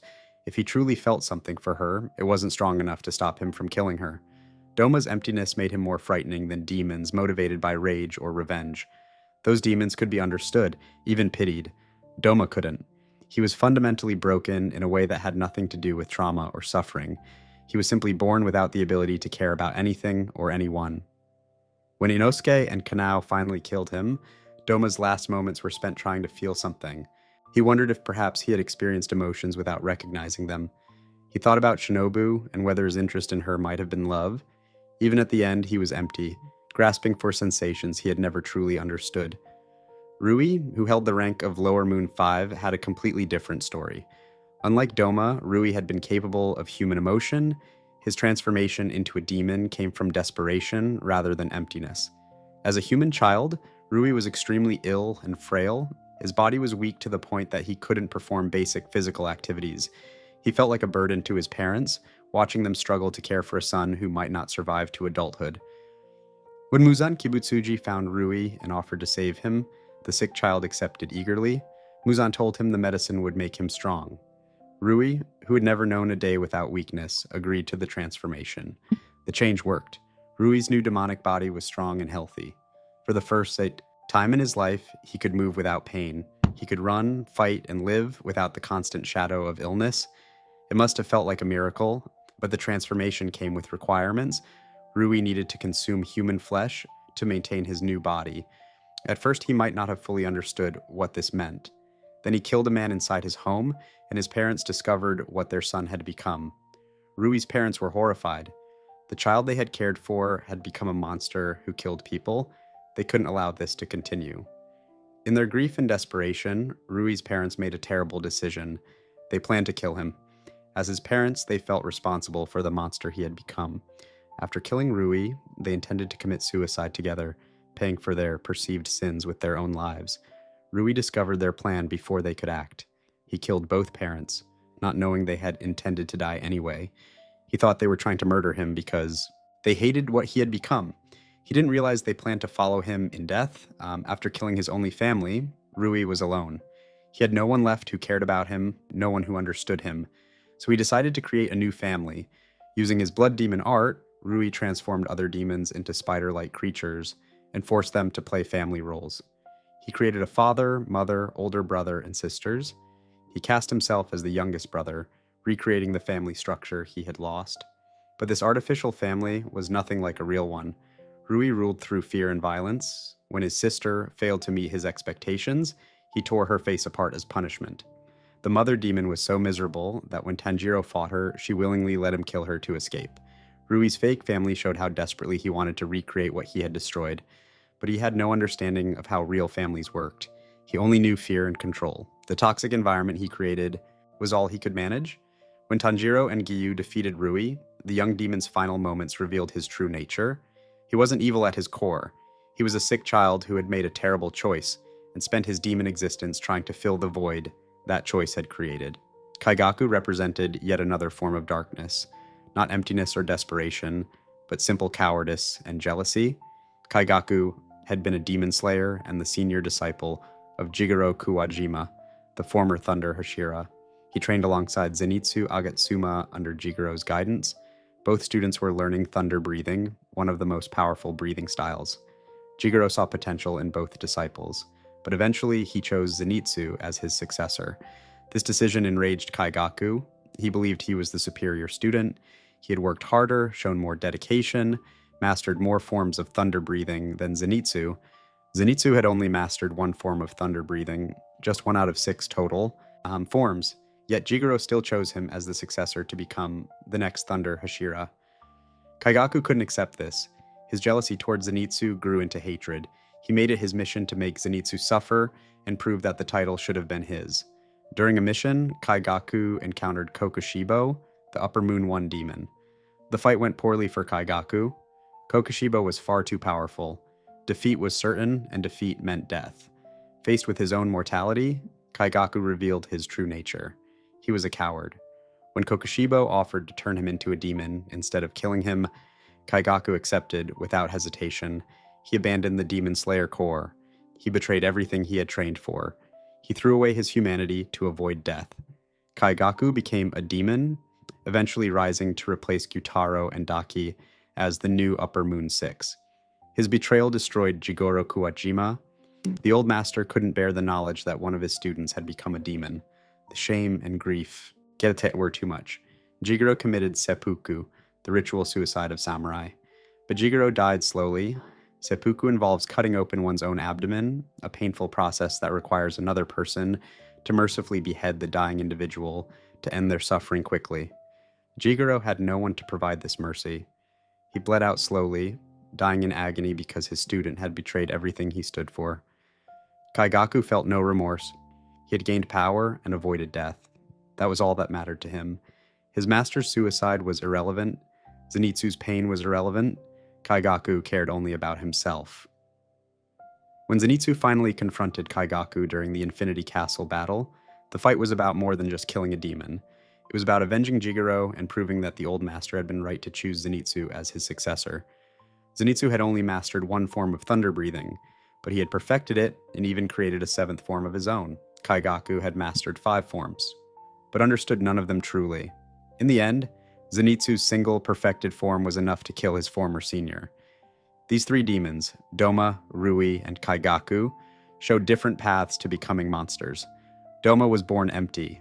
Rui was created by desperation and then warped by isolation. Kaigaku chose demonhood through cowardice and selfishness. None of them inspired the same sympathy as demons like Akaza or Gyutaro. Doma felt nothing and cared for no one. Rui destroyed his family and then built a new one on suffering. Kaigaku betrayed everything for power and survival. They proved that not all demons were victims of circumstance. Some were simply weak, selfish, or broken in ways that made them unredeemable. The tragedy wasn't what happened to them.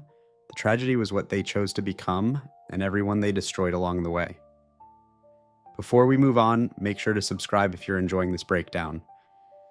But demons weren't the only ones paying terrible prices for power. The demon slayers themselves faced a curse that turned every victory into a countdown toward death. Section 8. The Price of Power, the Demon Slayer. Mark. The Demon Slayer mark represented the ultimate temptation for warriors fighting demons. It granted incredible power, enough to turn the tide of battles that would otherwise be unwinnable. But that power came with a cost so terrible that many would have refused it if they had known the truth beforehand. The mark appeared on a demon slayer's body during moments of extreme physical and emotional stress. It took different shapes for different people, appearing as patterns on the face, neck, or other visible parts of the body. Some marks looked like flames, others like geometric patterns, each unique to the individual bearer. To awaken the mark, a demon slayer needed to push their body beyond normal human limits.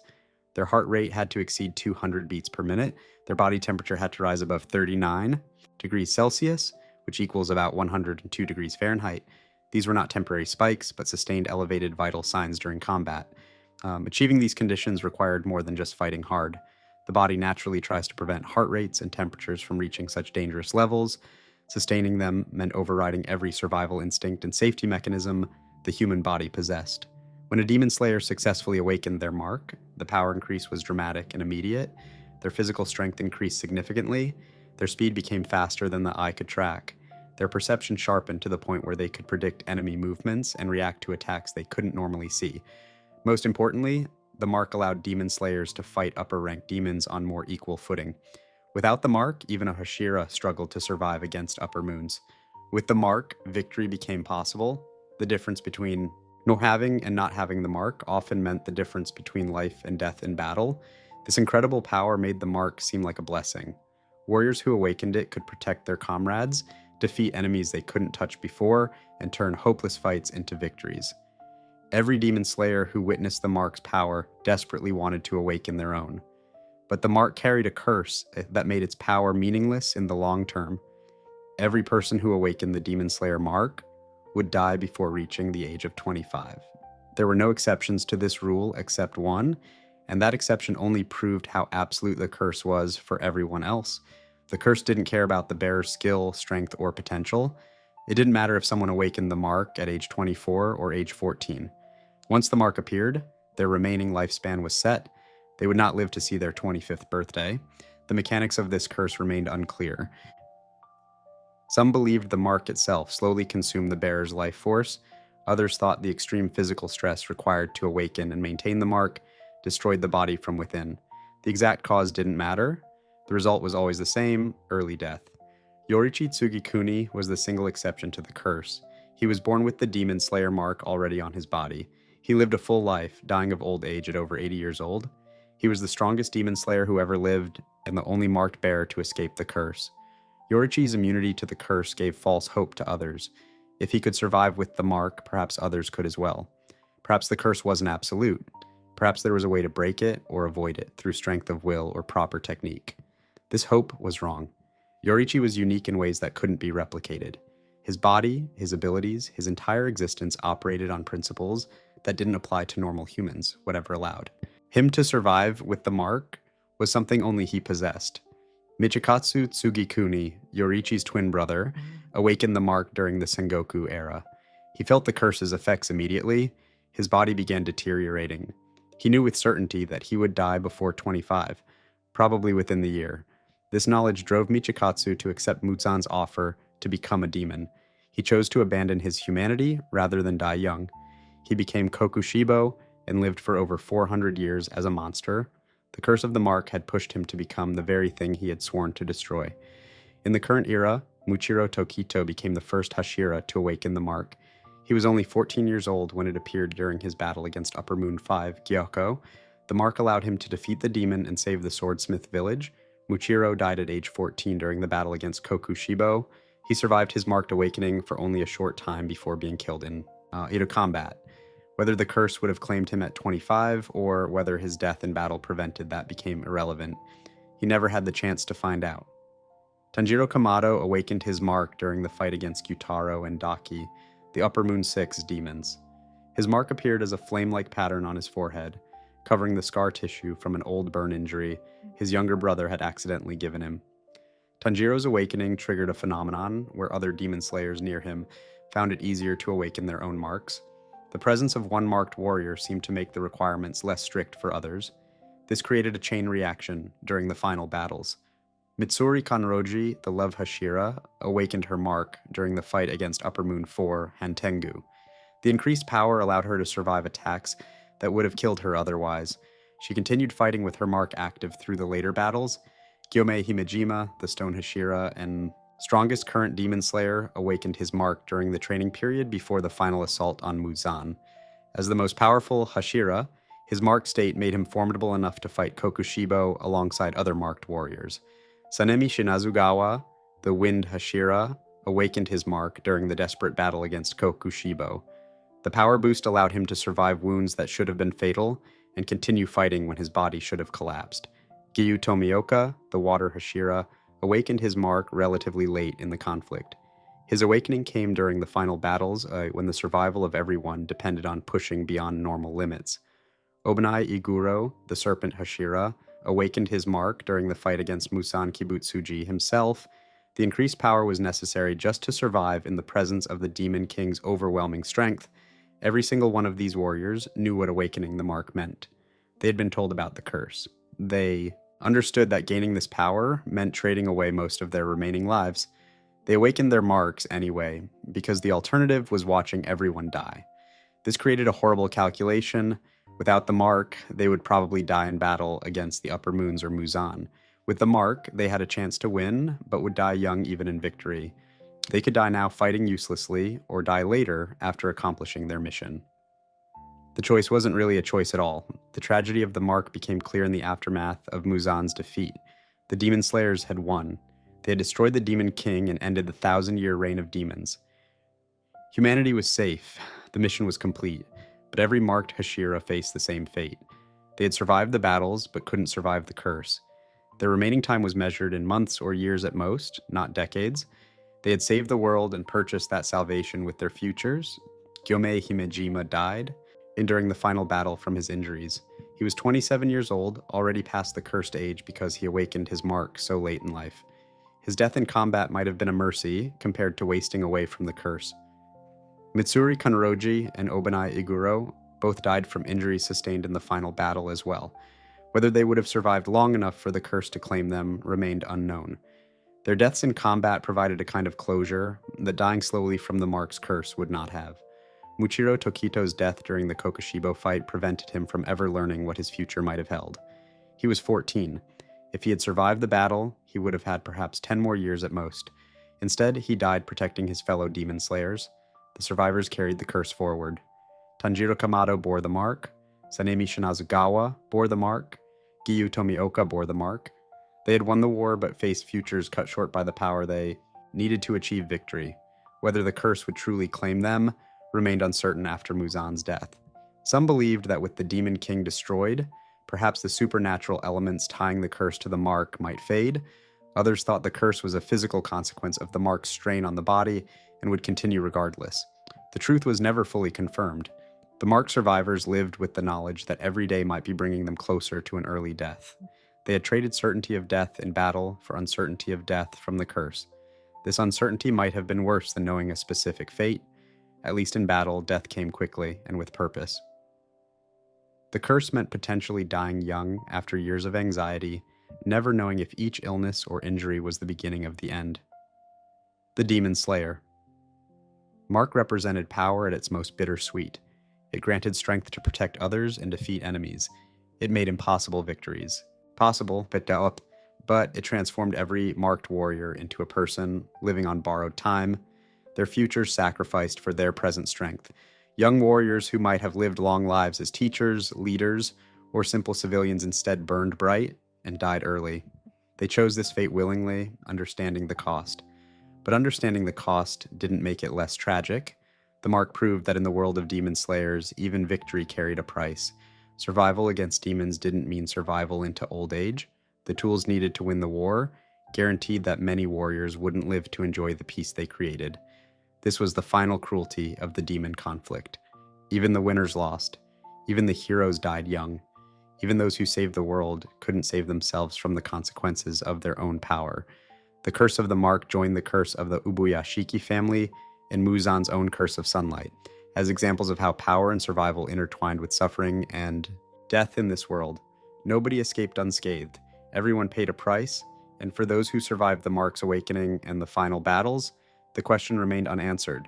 Would they live to grow old, or would the curse claim them just as it had claimed every other marked warrior in history except Yoriichi? Only time would tell, and time was the one thing the curse had stolen from them. Before we move on, make sure to subscribe if you're enjoying this breakdown. But the mark's curse wasn't the only way demon slayers paid for their victories. The deaths of the Hashira themselves told stories of sacrifice that went far beyond simply dying in battle. Section 9. The Cost of Victory, Hashira Deaths. The Hashira represented the strongest warriors in the Demon Slayer Corps. They were the elite, the most skilled fighters who had survived countless battles against demons. Each one had proven their worth through years of service and dozens of successful missions.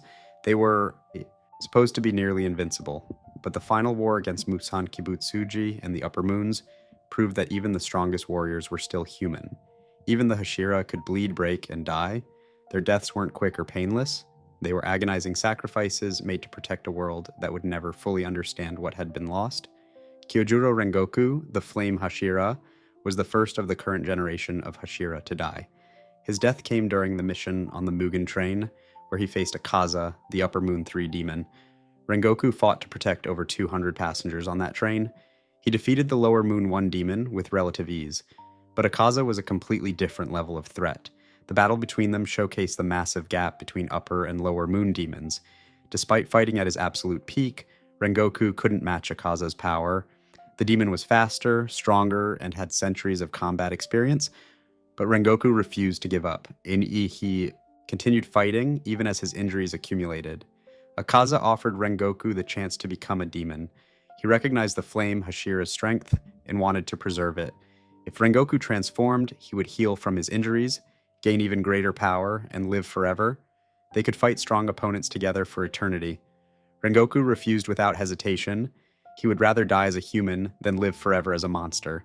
His values, his duty, and his humanity mattered more than survival or power. Akaza responded by punching straight through Rengoku's solar plexus. His fist emerged from the Hashira's back, having completely penetrated his torso. This was a fatal wound. Rengoku should have died instantly or collapsed within seconds. Instead, Rengoku grabbed Akaza and held him in place. The sun was beginning to rise. If he could keep the demon there for just a few more moments, the sunlight would kill Akaza.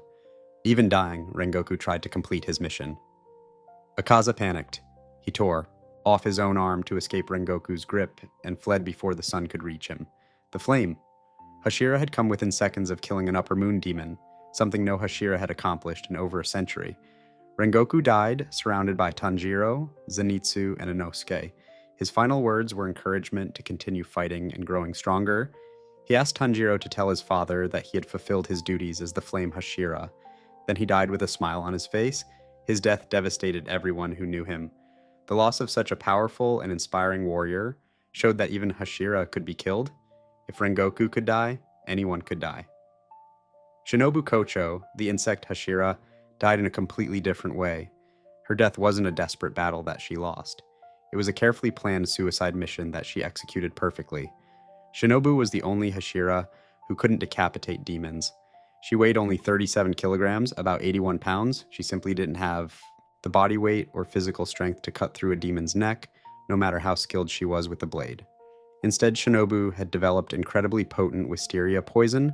She used her sword to inject this poison into demons, killing them through toxicity rather than decapitation. This method worked well against weaker demons, but was less effective against Upper Moons. Shinobu knew she couldn't kill Upper Moon demons through normal means, so she developed a different strategy. She saturated her entire body with wisteria poison over a long period of time. Every cell in her body became toxic. She transformed herself into a weapon designed for a single purpose. When she fought Doma, the Upper Moon 2 demon who had killed her older sister Kanai, Shinobu fought with everything she had. But Doma was far too powerful. He had lived for centuries and possessed abilities that countered her fighting style. Doma absorbed Shinobu completely. He didn't just kill her, he consumed her entire body, breaking it down and integrating it into himself. This was exactly what Shinobu had planned. The poison in her body flooded Doma's system. She had consumed roughly 700 times the amount of wisteria poison needed to kill a normal demon. This massive dose began breaking down Doma's body from the inside. Shinobu's sacrifice weakened Doma enough that Inosuke Hashibara and Kanao Tsuyuri could kill him. Without her poison in his system, Doma would have been too strong for them to defeat. Shinobu had traded her life to create an opportunity for others to succeed. Her death was strategic, calculated, and completely willing.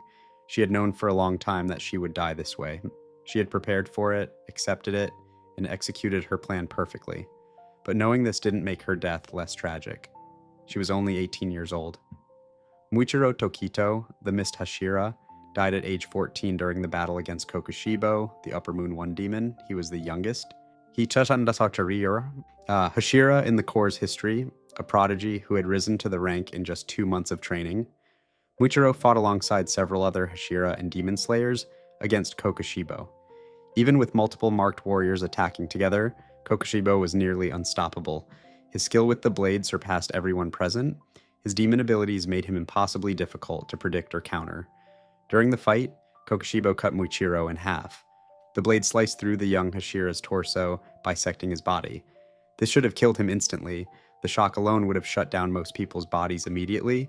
Muichiro didn't die instantly.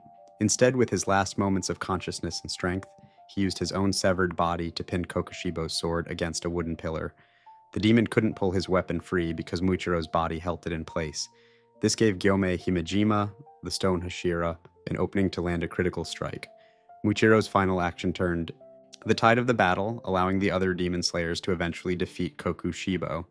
As he died, Muichiro's thoughts went to his twin brother Yuichiro, who had died years earlier.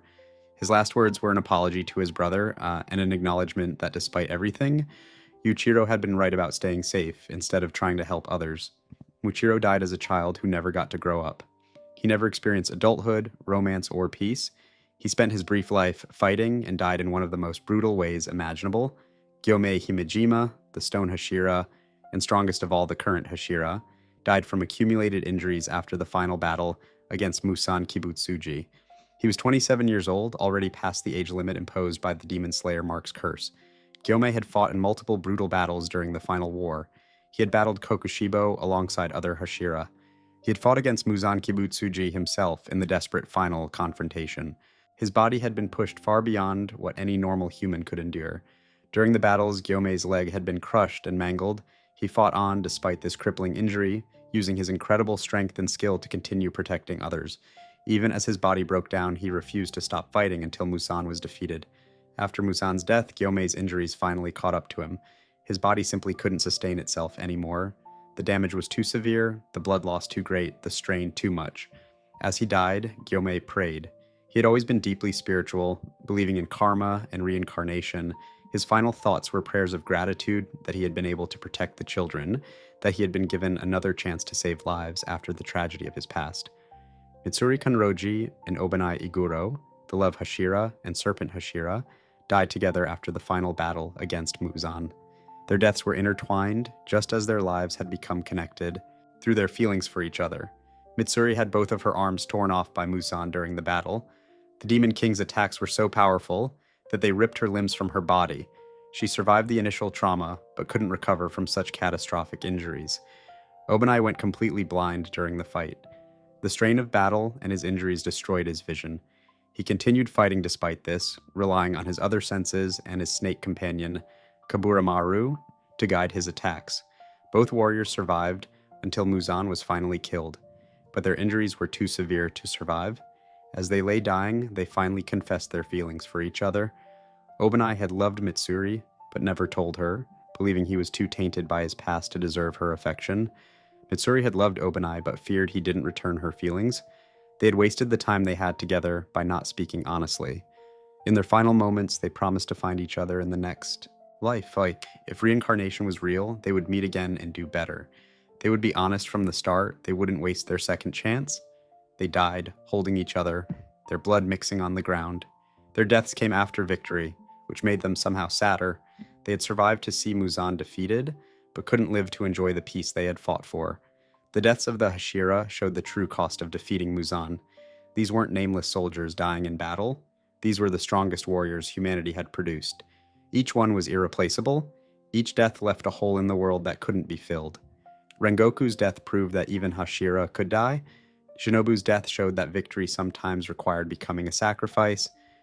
Muichiro's death demonstrated that even children would be consumed by this war. Gyomei's death revealed that even the strongest couldn't survive everything. Mitsuri and Obanai's deaths proved that even lovers couldn't escape the eye. War's reach. These 6 Hashira gave everything to protect humanity. They died young, died painfully, and died knowing that most people would never know what they had sacrificed. The world they saved would move on without them, and their names would fade into history. The cruelty of their deaths wasn't just in the physical pain or the tragedy of lives cut short. It was in the fact that they deserved to live. They deserved to see the world they had saved. They deserved to grow old, find happiness, and die peacefully in their beds surrounded by loved ones. Instead, they got brutal deaths on battlefields, their bodies broken and discarded by the conflict they had devoted their lives to ending. The Demon Slayer Corps won the war, but the price of that victory was paid in the blood of its best warriors. Before we move on, make sure to subscribe if you're enjoying this breakdown. But Gyomei's death was only the final chapter of a life marked by tragedy and betrayal from the very beginning. Section 10. The Betrayed Protector. Gyomei's Hell. Gyomei Himejima became the strongest Hashira in the Demon Slayer Corps, a warrior so powerful that even upper moon demons struggled against him. But before he was a warrior, he was something gentler. He was a caretaker of children, a protector of the innocent, and a man of deep faith. The events that transformed him from protector to warrior were among the darkest stories in the entire Demon Slayer narrative. Gyomei was born blind. He had never seen the world with his eyes. Despite this disability, he developed incredible physical and spiritual strength. He could navigate the world through his other senses with a precision that seemed almost supernatural. His hearing, touch, and spatial awareness compensated for his lack of sight. As a young man, Gyomei lived in a temple in the mountains. He devoted himself to caring for orphan children who had nowhere else to go. These weren't children from wealthy families who had lost their parents. These were street children, abandoned children, children that society had rejected. Gyomei gave them food, shelter, and safety. 9 children lived at the temple under Gyomei's care. He raised them all, treating each one with kindness and patience. Despite being blind, he could identify each child by their voice, their footsteps, and their presence. He knew their habits, their fears, and their needs. Gyomei taught the children to be honest and kind. He showed them that despite their difficult starts in life, they could choose to be good people. The temple was a place of peace, removed from the violence and cruelty of the world below. One of the children in Gyomei's care was a boy who would later become known as Kaigaku. Even as a child, Kaigaku was selfish and cowardly. He took more than his share of food. He avoided work when he could. He cared primarily about his own survival and comfort. But Gyomei didn't give up on him. He believed that all children deserved love and care, even difficult ones. He hoped that with time and guidance, Kaigaku would learn to be better. One night, a demon discovered the temple. The creature climbed the mountain and arrived at their home after dark. The children should have been safe. The temple was remote and well hidden. Few people even knew it existed. But the demon had found them. It wanted to kill and eat the children. 9 small humans in an isolated location made for an easy meal. Kaigaku was awake when the demon arrived. Instead of waking Gyomei or trying to protect the other children, Kaigaku made a choice that would define the rest of his miserable existence. He decided to save himself by sacrificing everyone else. Kaigaku went to the demon and made a deal. He told the demon where the other children were hiding. He gave away their locations in exchange for his own life. The demon agreed. Kaigaku would live if he betrayed his family. The demon began its massacre. The children woke to find a monster among them. They screamed for Gyomei to save them, their voices filled with terror and desperation. They were just children. They had no way to defend themselves. Gyomei heard the screams and rushed to help.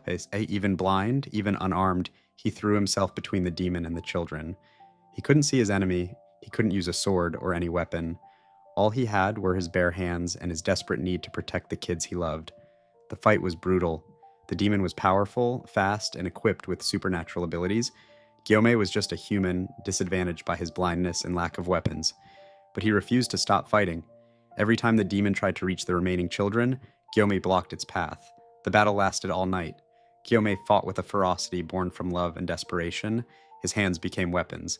He punched, grabbed, and wrestled with the demon, using his superior size and strength to compensate for his disadvantages. The demon killed 4 children before Gyomei could stop it. 4 of the 9 kids died that night, their bodies torn apart by the monster that Kaigaku had led into their home. Their screams echoed through the temple as they died. Gyomei couldn't save them. He tried, but he was too slow, too limited by his blindness. The guilt of those deaths would haunt him for the rest of his life. But he kept fighting. He protected the remaining children through the long hours of darkness. His body took tremendous damage. The demon clawed and bit him. His blind eyes began bleeding from the strain and injuries. His hands were destroyed from striking the demon's hard body. Gyomei endured all of it. He fought through pain that would have stopped most people. He fought past exhaustion. He fought with the knowledge that if he fell, the rest of the children would die. Finally, the sun began to rise. The first rays of light touched the mountain. The demon, realizing it was about to be caught in sunlight, tried to flee, but Gyomei didn't let it escape. With his remaining strength, Gyomei grabbed the demon and held it in place. The creature struggled and clawed, desperate to reach the shadows. Gyomei held on despite the pain, despite his injuries, despite everything.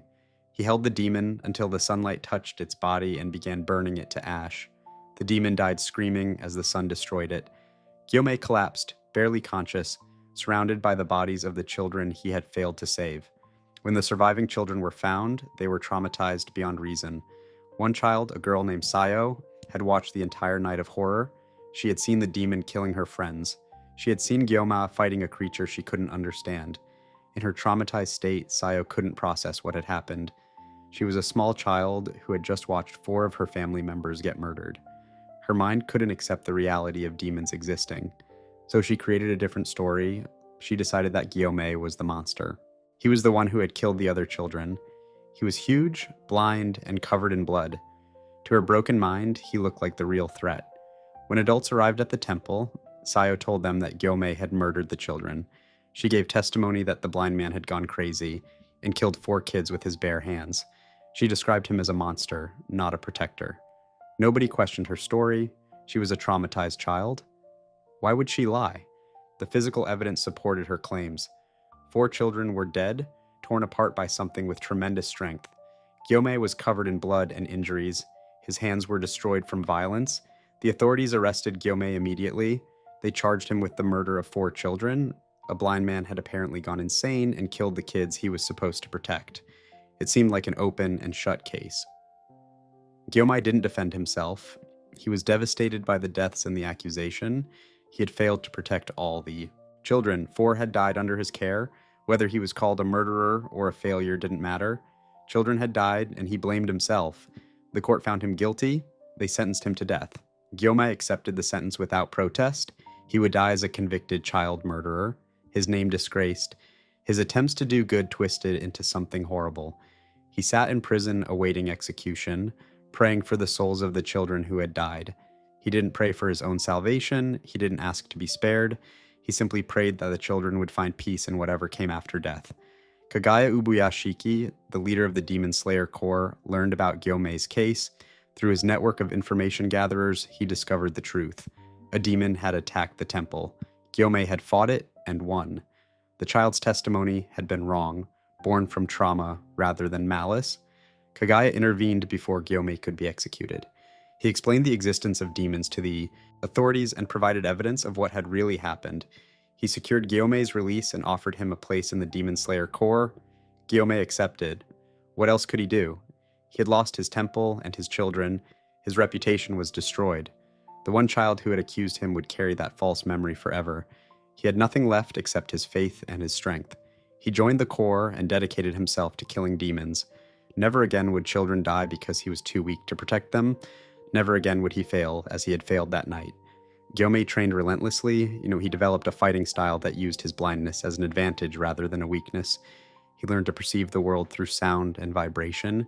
He became so skilled that he could predict enemy movements before they happened.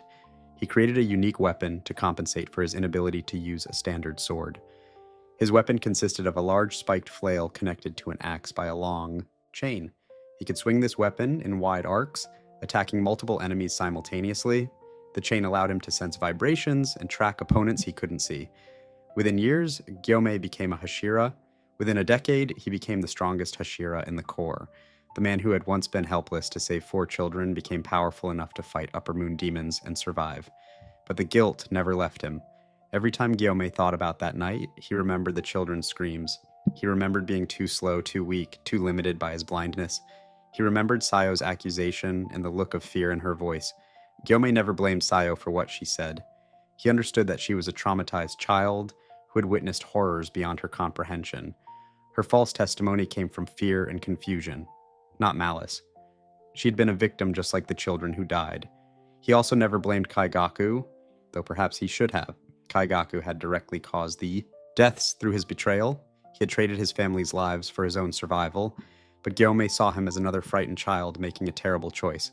This mercy was wasted on Kaigaku.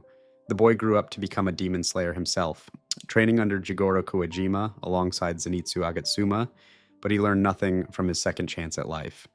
When faced with death again during a mission, Kaigaku made the same choice. He became a demon to save himself, betraying the Corps just as he had betrayed the temple children. Gyomay lived with the knowledge that the child he had forgiven and tried to save had grown into a monster twice over, first through his betrayal, then through his transformation into a literal demon. The pattern of Kaigaku's cowardice had started that night at the temple and never ended. The tragedy of Gyomay's backstory wasn't just the deaths of the children or the false accusation or even the betrayal. The tragedy was that Gyomay had tried to do everything right. He had devoted his life to helping children who had no one else. He had fought a demon with his bare hands to protect them. He had killed the monster and saved 5 lives. And his reward was being called a murderer, nearly executed, and losing everything he had built. The world had punished him for his kindness and his sacrifice. It had taken a good man and put him through hell for trying to protect the innocent. Gyomay carried this trauma for the rest of his life. When he finally died after defeating Muzan, his last thoughts were prayers of gratitude that he had been given another chance to protect children. He died believing that his life had meaning because he had finally succeeded where he had once failed. But the cost of that success was a lifetime of guilt, pain, and memories of the night when everything he loved had been destroyed by forces beyond his control. Before we move on, make sure to subscribe if you're enjoying this breakdown. While Gyome's story stands as perhaps the most devastating example of a protector betrayed, the series contained many other moments of overlooked darkness that deserve examination. Section 11, Overlooked Darkness, The Forgotten Tragedies. The major tragedies of Demon Slayer received extensive focus in the story. Viewers and readers spent time understanding the pain of characters like Tanjiro, Sanemi, and the Hashira, but scattered throughout the narrative were smaller horrors that received less attention despite being equally devastating. These overlooked tragedies showed that suffering in this world wasn't limited to main characters. Everyone touched by demons carried scars. The Hand Demon was one of the first demons Tanjiro encountered during Final Selection. This creature didn't seem particularly important at first. It was just another obstacle for Tanjiro to overcome during his entry exam for the Demon Slayer Corps. But the Hand Demon's backstory revealed something horrible about the cost of training Demon Slayers. This demon had been trapped on Mount Fujikasana for 47 years. During that time, it had killed 13 of Sakonji Urokodaki's students. 13 children had gone to Final Selection wearing fox masks. 13 students who had trained under Urokodaki learned water breathing and prepared themselves to fight demons. All 13 had been killed by the same demon during what should have been their graduation exam. The Hand Demon specifically targeted Urokodaki's students because it hated the old trainer. It recognized the fox masks that Urokodaki gave to his pupils. Every time a new student arrived wearing one of those masks, the Hand Demon made sure to kill them. For 47 years, Urokodaki had sent his students to die. He trained them as best he could. He prepared them for combat. He gave them the skills they would need to survive. Then he sent them to Final Selection, knowing that a demon there specifically hunted his students. Urokodaki couldn't tell them about the Hand Demon. The rules of Final Selection forbade outside interference. Students had to survive 7 days on the mountain using only their own abilities. No warnings, no help, no exceptions. So Urokodaki could only watch as student after student went to the mountain and died. Sabido and Makomo, two of his most talented pupils, had both been killed by the Hand Demon. They had protected other students during their Final Selection, fighting the demon to save strangers. Their kindness had gotten them killed. Tanjiro finally destroyed the Hand Demon, ending its 47-year killing spree. But the damage was done. 13 families had lost children. Urokodaki had lost 13 students, all because one demon held a grudge, and the rules of Final Selection prevented anyone from helping. The tragedy wasn't just the deaths, it was the systematic nature of it. Year after year, talented students who might have become great demon slayers were killed before they could even join the Corps. The Hand Demon had eliminated potential warriors who might have saved countless lives. Tamayo's transformation into a demon came with a horror she spent centuries trying to atone for. When Muzan Kibutsuji first turned her into a demon, Tamayo was confused and disoriented. She didn't understand what was happening to her body or her mind. In that confused state, driven by demonic hunger she couldn't control or comprehend, Tamayo killed and ate her own family. This included her husband and her children. The people she loved most in the world became her first victims. When Tamayo regained her senses and realized what she had done, the guilt nearly destroyed her. She had murdered her own children. She had consumed their flesh. No amount of time or atonement could erase that act. This was why Tamayo dedicated herself to finding a cure for demonism and fighting against Muzan. She spent over 200 years researching, helping demons who wanted to resist their nature, and preparing for the day when she might help destroy the Demon King. But nothing she did could bring her family back. Every demon she helped, every life she saved, every contribution she made to defeating Muzan, none of it could undo the moment when she killed her own children. Tamayo carried that guilt for centuries. Even when she finally helped defeat Muzan, sacrificing herself in the process, she died knowing that her children had died by her hands. Her redemption was real, but it came at the cost of living with unforgivable memories for hundreds of years. Kanao Tsuyuri's backstory before joining the Demon Slayer Corps showed the casual cruelty of poverty and how little human life could mean to desperate people. Kanao was born into extreme poverty. Her parents couldn't afford to feed all their children. Rather than watching their kids slowly starve, they made a decision that they probably justified as practical. They sold Kanao. They didn't sell her to a good family or a wealthy household that might give her a better life. They sold her to people who bought children for labor. Kanao became property, a thing that could be worked until it broke. The people who bought her treated children as disposable resources. They worked them as hard as possible, fed them as little as necessary, and replaced them when they died. Children were cheaper than adult workers and could be pushed harder because they were less likely to resist or run away. Kanao was being transported in a cage with other children when Kanai and Shinobu Kocho found her. The conditions were so bad that some of the children in the cart were already dying. This was normal for the child traffickers.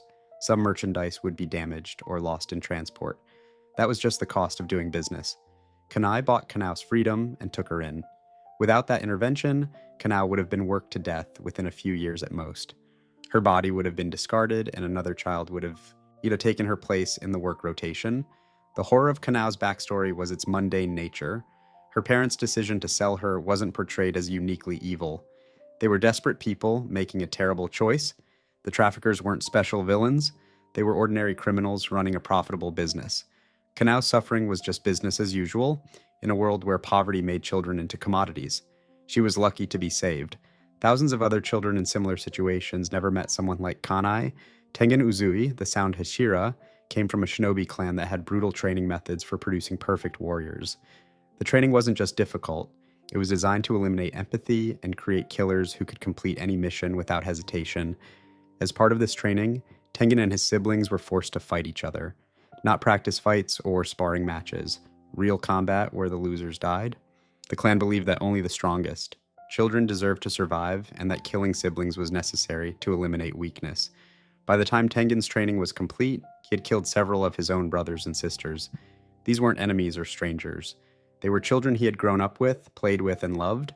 The clan forced him to murder them to prove his worth as a shinobi. Tengen eventually rejected this philosophy and left the clan. He joined the Demon Slayer Corps and married 3 women who had also escaped the shinobi life. He tried to build something better, something that valued life rather than treating it as disposable. But he could never undo what he had done. His siblings were still dead by his hand. The fact that he had been forced into it didn't change the reality. He had killed his own family because his clan demanded it. During the battle against Gyutaro and Daki, all 3 of Tengen's wives nearly died. They'd been poisoned and gravely injured during the mission. Tengen had to watch the women he loved suffer, knowing he might lose them just as he had lost his siblings. The wives survived, but the experience reinforced Tengen's trauma. Everyone he cared about seemed destined to suffer or die. His siblings had died because of their clan's cruelty. His wives had nearly died because of demons. Tengen himself lost an eye and an arm during the fight. After the battle, Tengen retired from the Corps. He couldn't continue fighting with his injuries, but more importantly, he couldn't risk watching more people he loved die. He had already seen too much death in his life.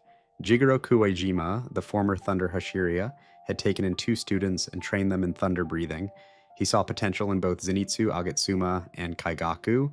He hoped to create a new generation of thunder-breathing users who would protect humanity from demons. One of his students became a demon. Kaigaku's betrayal meant that a demon slayer trained in one of the sacred breathing styles had joined the Aizur enemy.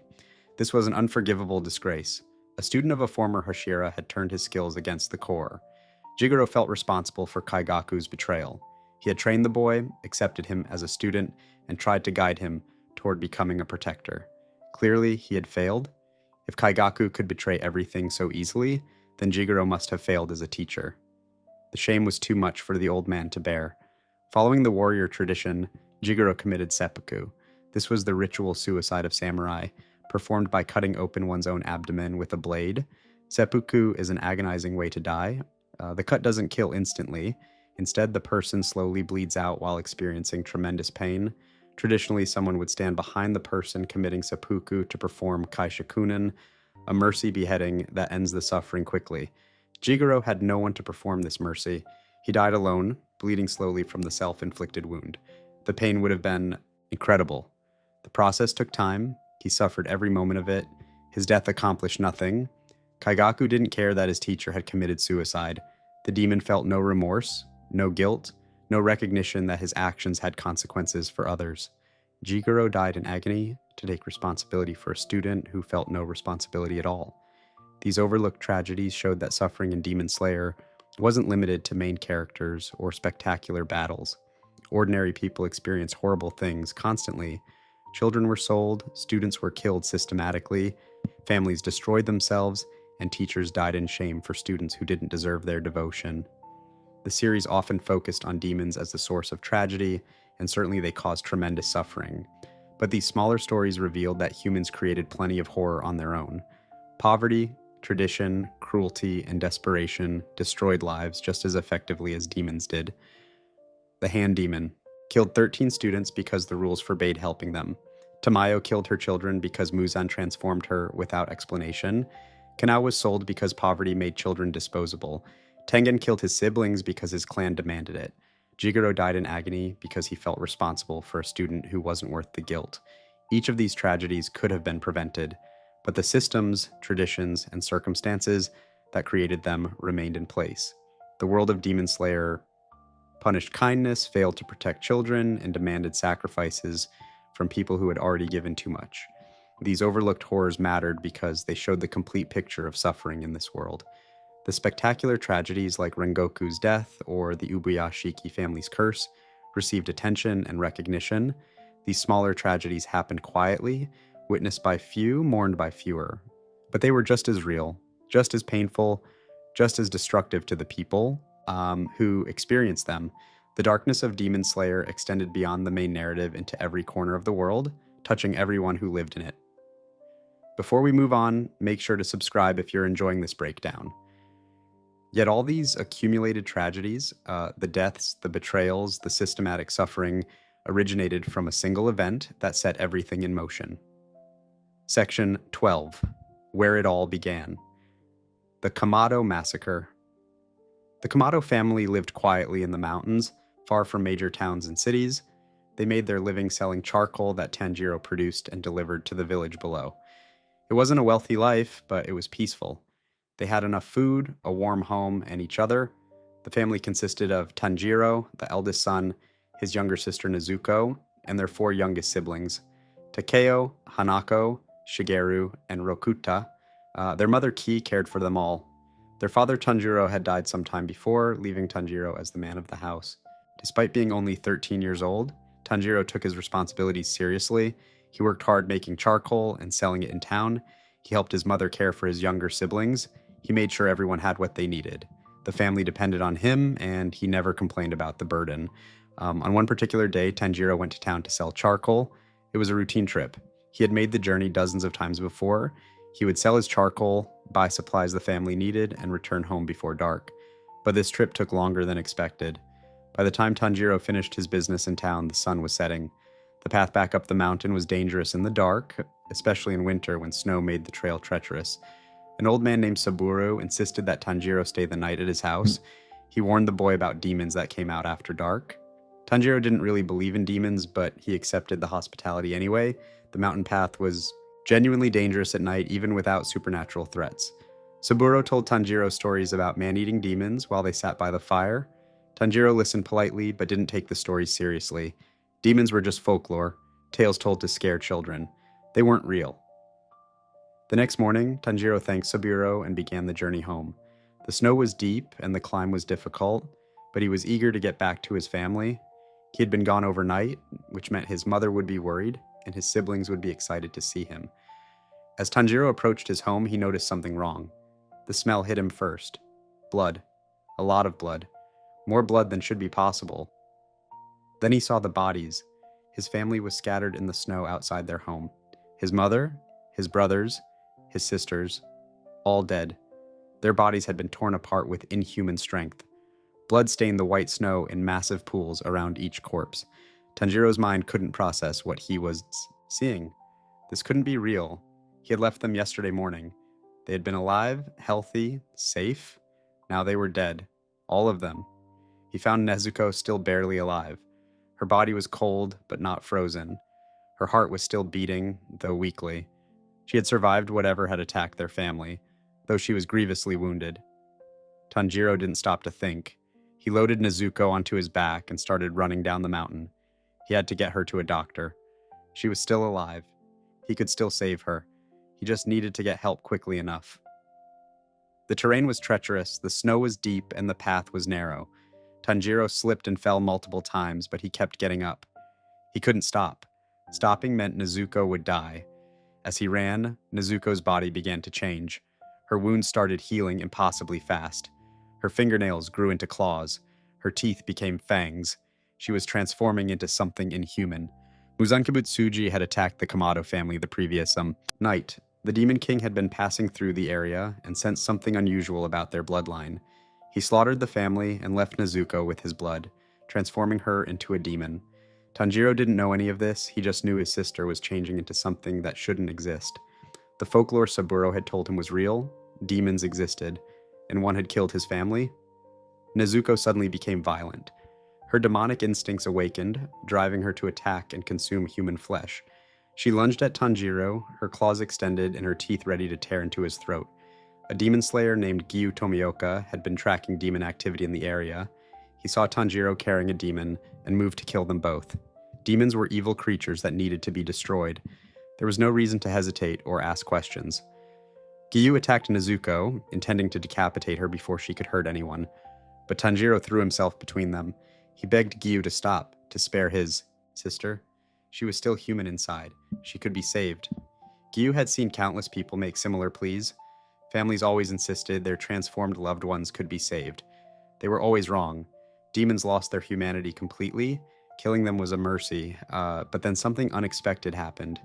Nezuko, despite being in the middle of her transformation and consumed by hunger, protected Tanjiro. When Giyu knocked Tanjiro unconscious, Nezuko positioned herself between them. She stood guard over her brother's body instead of eating him. This was unprecedented. Demons didn't protect humans. They didn't resist their hunger for human flesh. They certainly didn't protect people at the cost of their own safety. Nezuko was acting in ways that demons simply didn't act. Giyu made a decision that broke protocol. He spared Nezuko's life. He sent Tanjiro to train under Sakonji Urokodaki, with a message that this boy was traveling with a demon who might still have her humanity. If Urokodaki judged that Nezuko was too dangerous, he had permission to kill both siblings. When Tanjiro woke up, his family was still dead. His sister was still a demon. His entire life had been destroyed in a single night. Nothing he had known or planned for mattered anymore. The peaceful life of a charcoal seller was gone forever. He had to bury his family. Their bodies had frozen in the snow. Tanjiro dug graves for his mother, his brothers, and his sisters. He placed each body carefully and said prayers over them. Then he covered them with earth and stones. There was no funeral, no priest, no neighbors to mourn with him. Just Tanjiro, alone on the mountain, bearing his slaughtered family while his demon sister hid from the sunlight nearby. The cruelty of what happened to the Kamado family extended beyond the simple fact of their deaths. They had done nothing to deserve this fate. They weren't involved in the demon conflict. They didn't know demons existed. They had no connection to the demon Slayer Corps or any of the ancient bloodlines. They were simply unlucky enough to live in an isolated area where a demon could attack without witnesses. They were unlucky enough that Muzan Kibutsuji happened to pass by their home. They were unlucky enough to exist at the wrong place and wrong time. Ki, the mother, died trying to protect her children. The blood patterns around her body showed that she had been positioned between the attacker and her youngest kids. She had thrown herself in the way of Musan's attack, buying her children perhaps a few extra seconds of life. Those seconds hadn't saved them. Musan had killed them all anyway, but Ki had tried. Her last act had been attempting to shield her babies from a monster she couldn't fight or understand. Takeo, Hanako, Shigeru, and Rakuta had died terrified and confused. They were children. The youngest Rakuta was barely old enough to walk properly. They had gone to sleep in their warm home surrounded by family and had woken to find a demon murdering them. Their deaths weren't quick. Muzan hadn't been merciful or efficient. The condition of their bodies showed that they had suffered before dying. The Demon King had taken his time, killing children slowly while their mother's corpse cooled nearby. Nezuko's survival was its own form of cruelty.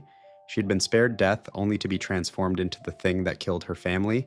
She retained enough humanity to recognize Tanjiro and protect him, but she had lost the ability to speak, to eat normal food, or to live normally. She could never see the sun again. She could never taste her mother's cooking again. She could never laugh and play with her siblings again. She was trapped in a demon body, separated from everything that made life worth living. Tanjiro's survival was perhaps the cruelest fate of all. He had been spared because he had stayed in town overnight. If he had come home, he would have died with his family. Instead, he survived to find them dead, and to carry the guilt of his absence for the rest of his life. He would spend years wondering if he could have saved them. If he had been home, could he have fought off the attacker? Could he have warned them? Could he have done anything to change the outcome? The answer was no. Muzan Kibutsuji was the strongest demon who existed. Tanjiro had no training, no weapon, no powers. He would have simply died with the rest of his family. His presence wouldn't have saved anyone. It would have just added one more body to the pile. But knowing this logically didn't erase the guilt. Tanjiro would always carry the knowledge that he had been absent during his family's final moments. He hadn't been there to protect them. He hadn't been there to comfort them as they died. He had been safely sleeping in Saburo's house while his family was being slaughtered. The Kamado massacre set the entire story of Demon Slayer in motion. Without that night, Tanjiro would have continued selling charcoal peacefully. Nezuko would have grown up, gotten married, had children of her own. The younger siblings would have become adults with their own lives and families. Instead, that single night created the protagonist of the story. It gave Tanjiro a mission that would consume years of his life. It forced him to become a warrior when he had only wanted to be a provider for his family. It transformed a gentle boy into someone who would eventually face and help defeat the Demon King himself. But the cost of becoming that protagonist was everything Tanjiro had valued. His family, his peace, his simple dreams of taking care of his siblings, and continuing his father's charcoal business. All of it was destroyed in one night by a monster who probably didn't even remember doing it. Muzan Kibutsuji killed countless people over his 1,000-year existence. The Kamado family was just one more massacre among thousands. He likely forgot about them within hours. They meant nothing to him. They were less than insects in his estimation, but to Tanjiro, they were everything. They were his entire world. Their deaths created a hole in his life that could never be filled. Even when he eventually defeated Mutsan, even when he turned Nezuko back into a human, even when he saved countless lives through his actions, nothing would bring back the family he lost that night. The tragedy of the Kamado massacre was that it was both completely meaningless and world-changingly important. Meaningless because it was random violence against innocent people who had done nothing to deserve it. Important because it set in motion the events that would eventually end Muzan's reign. 5 people died that night, a mother and 4 children, their lives cut short by a monster passing through. Their deaths joined the thousands of other demon victims throughout history, but their deaths also created the warrior who would help end the cycle of demon violence forever. And that was the final bitter irony of the Demon Slayer narrative, that the hero's origin required the destruction of everything he loved, and that even his eventual victory couldn't undo the tragedy that created him. Conclusion, yet the weight of survival, Demon Slayer's story spans 1,000 years of suffering from Muzan Kibutsuji's desperate transformation in the Heian era to Tanjiro Kamado's family bleeding in the snow. Every tragedy in this narrative connects to the same fundamental truth. Survival demands sacrifice, power requires payment, and victory leaves scars that never fully heal. Muzan survived his terminal illness by becoming the first demon. The Ubuyashiki family survived their curse by sacrificing generation after generation of sons. The Demon Slayers survived impossible battles by awakening marks that guaranteed early death. Tanjiro survived his family's massacre by losing everything that made survival worth having. Each victory was also a loss. Each survival came at a cost. The demons themselves prove that monsters aren't born, they're created by circumstances that break people beyond repair. Kokushibo's jealousy, Akaza's grief, Gyutaro's poverty, and Rui's desperation all transformed humans into creatures that spread their pain to thousands of others. The cycle of trauma became a cycle of violence that consumed both demons and slayers for centuries. Even the heroes paid prices that victory couldn't justify. Rengoku died protecting strangers, Shinobu transformed herself into poison, Muchiro was cut in half at 14. Gyomei spent his life carrying guilt for children he tried to save, the Hashira sacrificed everything to defeat Muzan, and most of them didn't live to see the peace they created. The overlooked tragedies matter just as much. 13 students killed by the hand demon, Tamayo eating her own children, Kanao sold like livestock, Tengen forced to murder his siblings, Jigoro bleeding out alone in shame. These stories prove that darkness touched everyone in this world, not just the main characters, and it all traced back to one man's refusal to accept death. Muzan's transformation created 1,000 years of suffering. His search for the blue spider lily killed countless humans. His cruelty produced demons who destroyed families across Japan. His existence demanded the creation of the Demon Slayer Corps, which consumed generation after generation of warriors in an endless war. The final irony is that Muzan's death didn't undo any of the damage he caused. The Kamado family stayed dead. The Hashira who died remained gone. The Mark Bearers still faced uncertain futures. Victory ended the killing, but couldn't resurrect the dead or heal the scars left on survivors. Demon Slayer's darkness isn't about shock value or cheap tragedy. It's about showing the true cost of survival in a world where power and suffering are inseparable. It's about understanding that even in victory, everyone loses something they can never get back. If you enjoyed the video, make sure to subscribe, and I'll see you in the next video.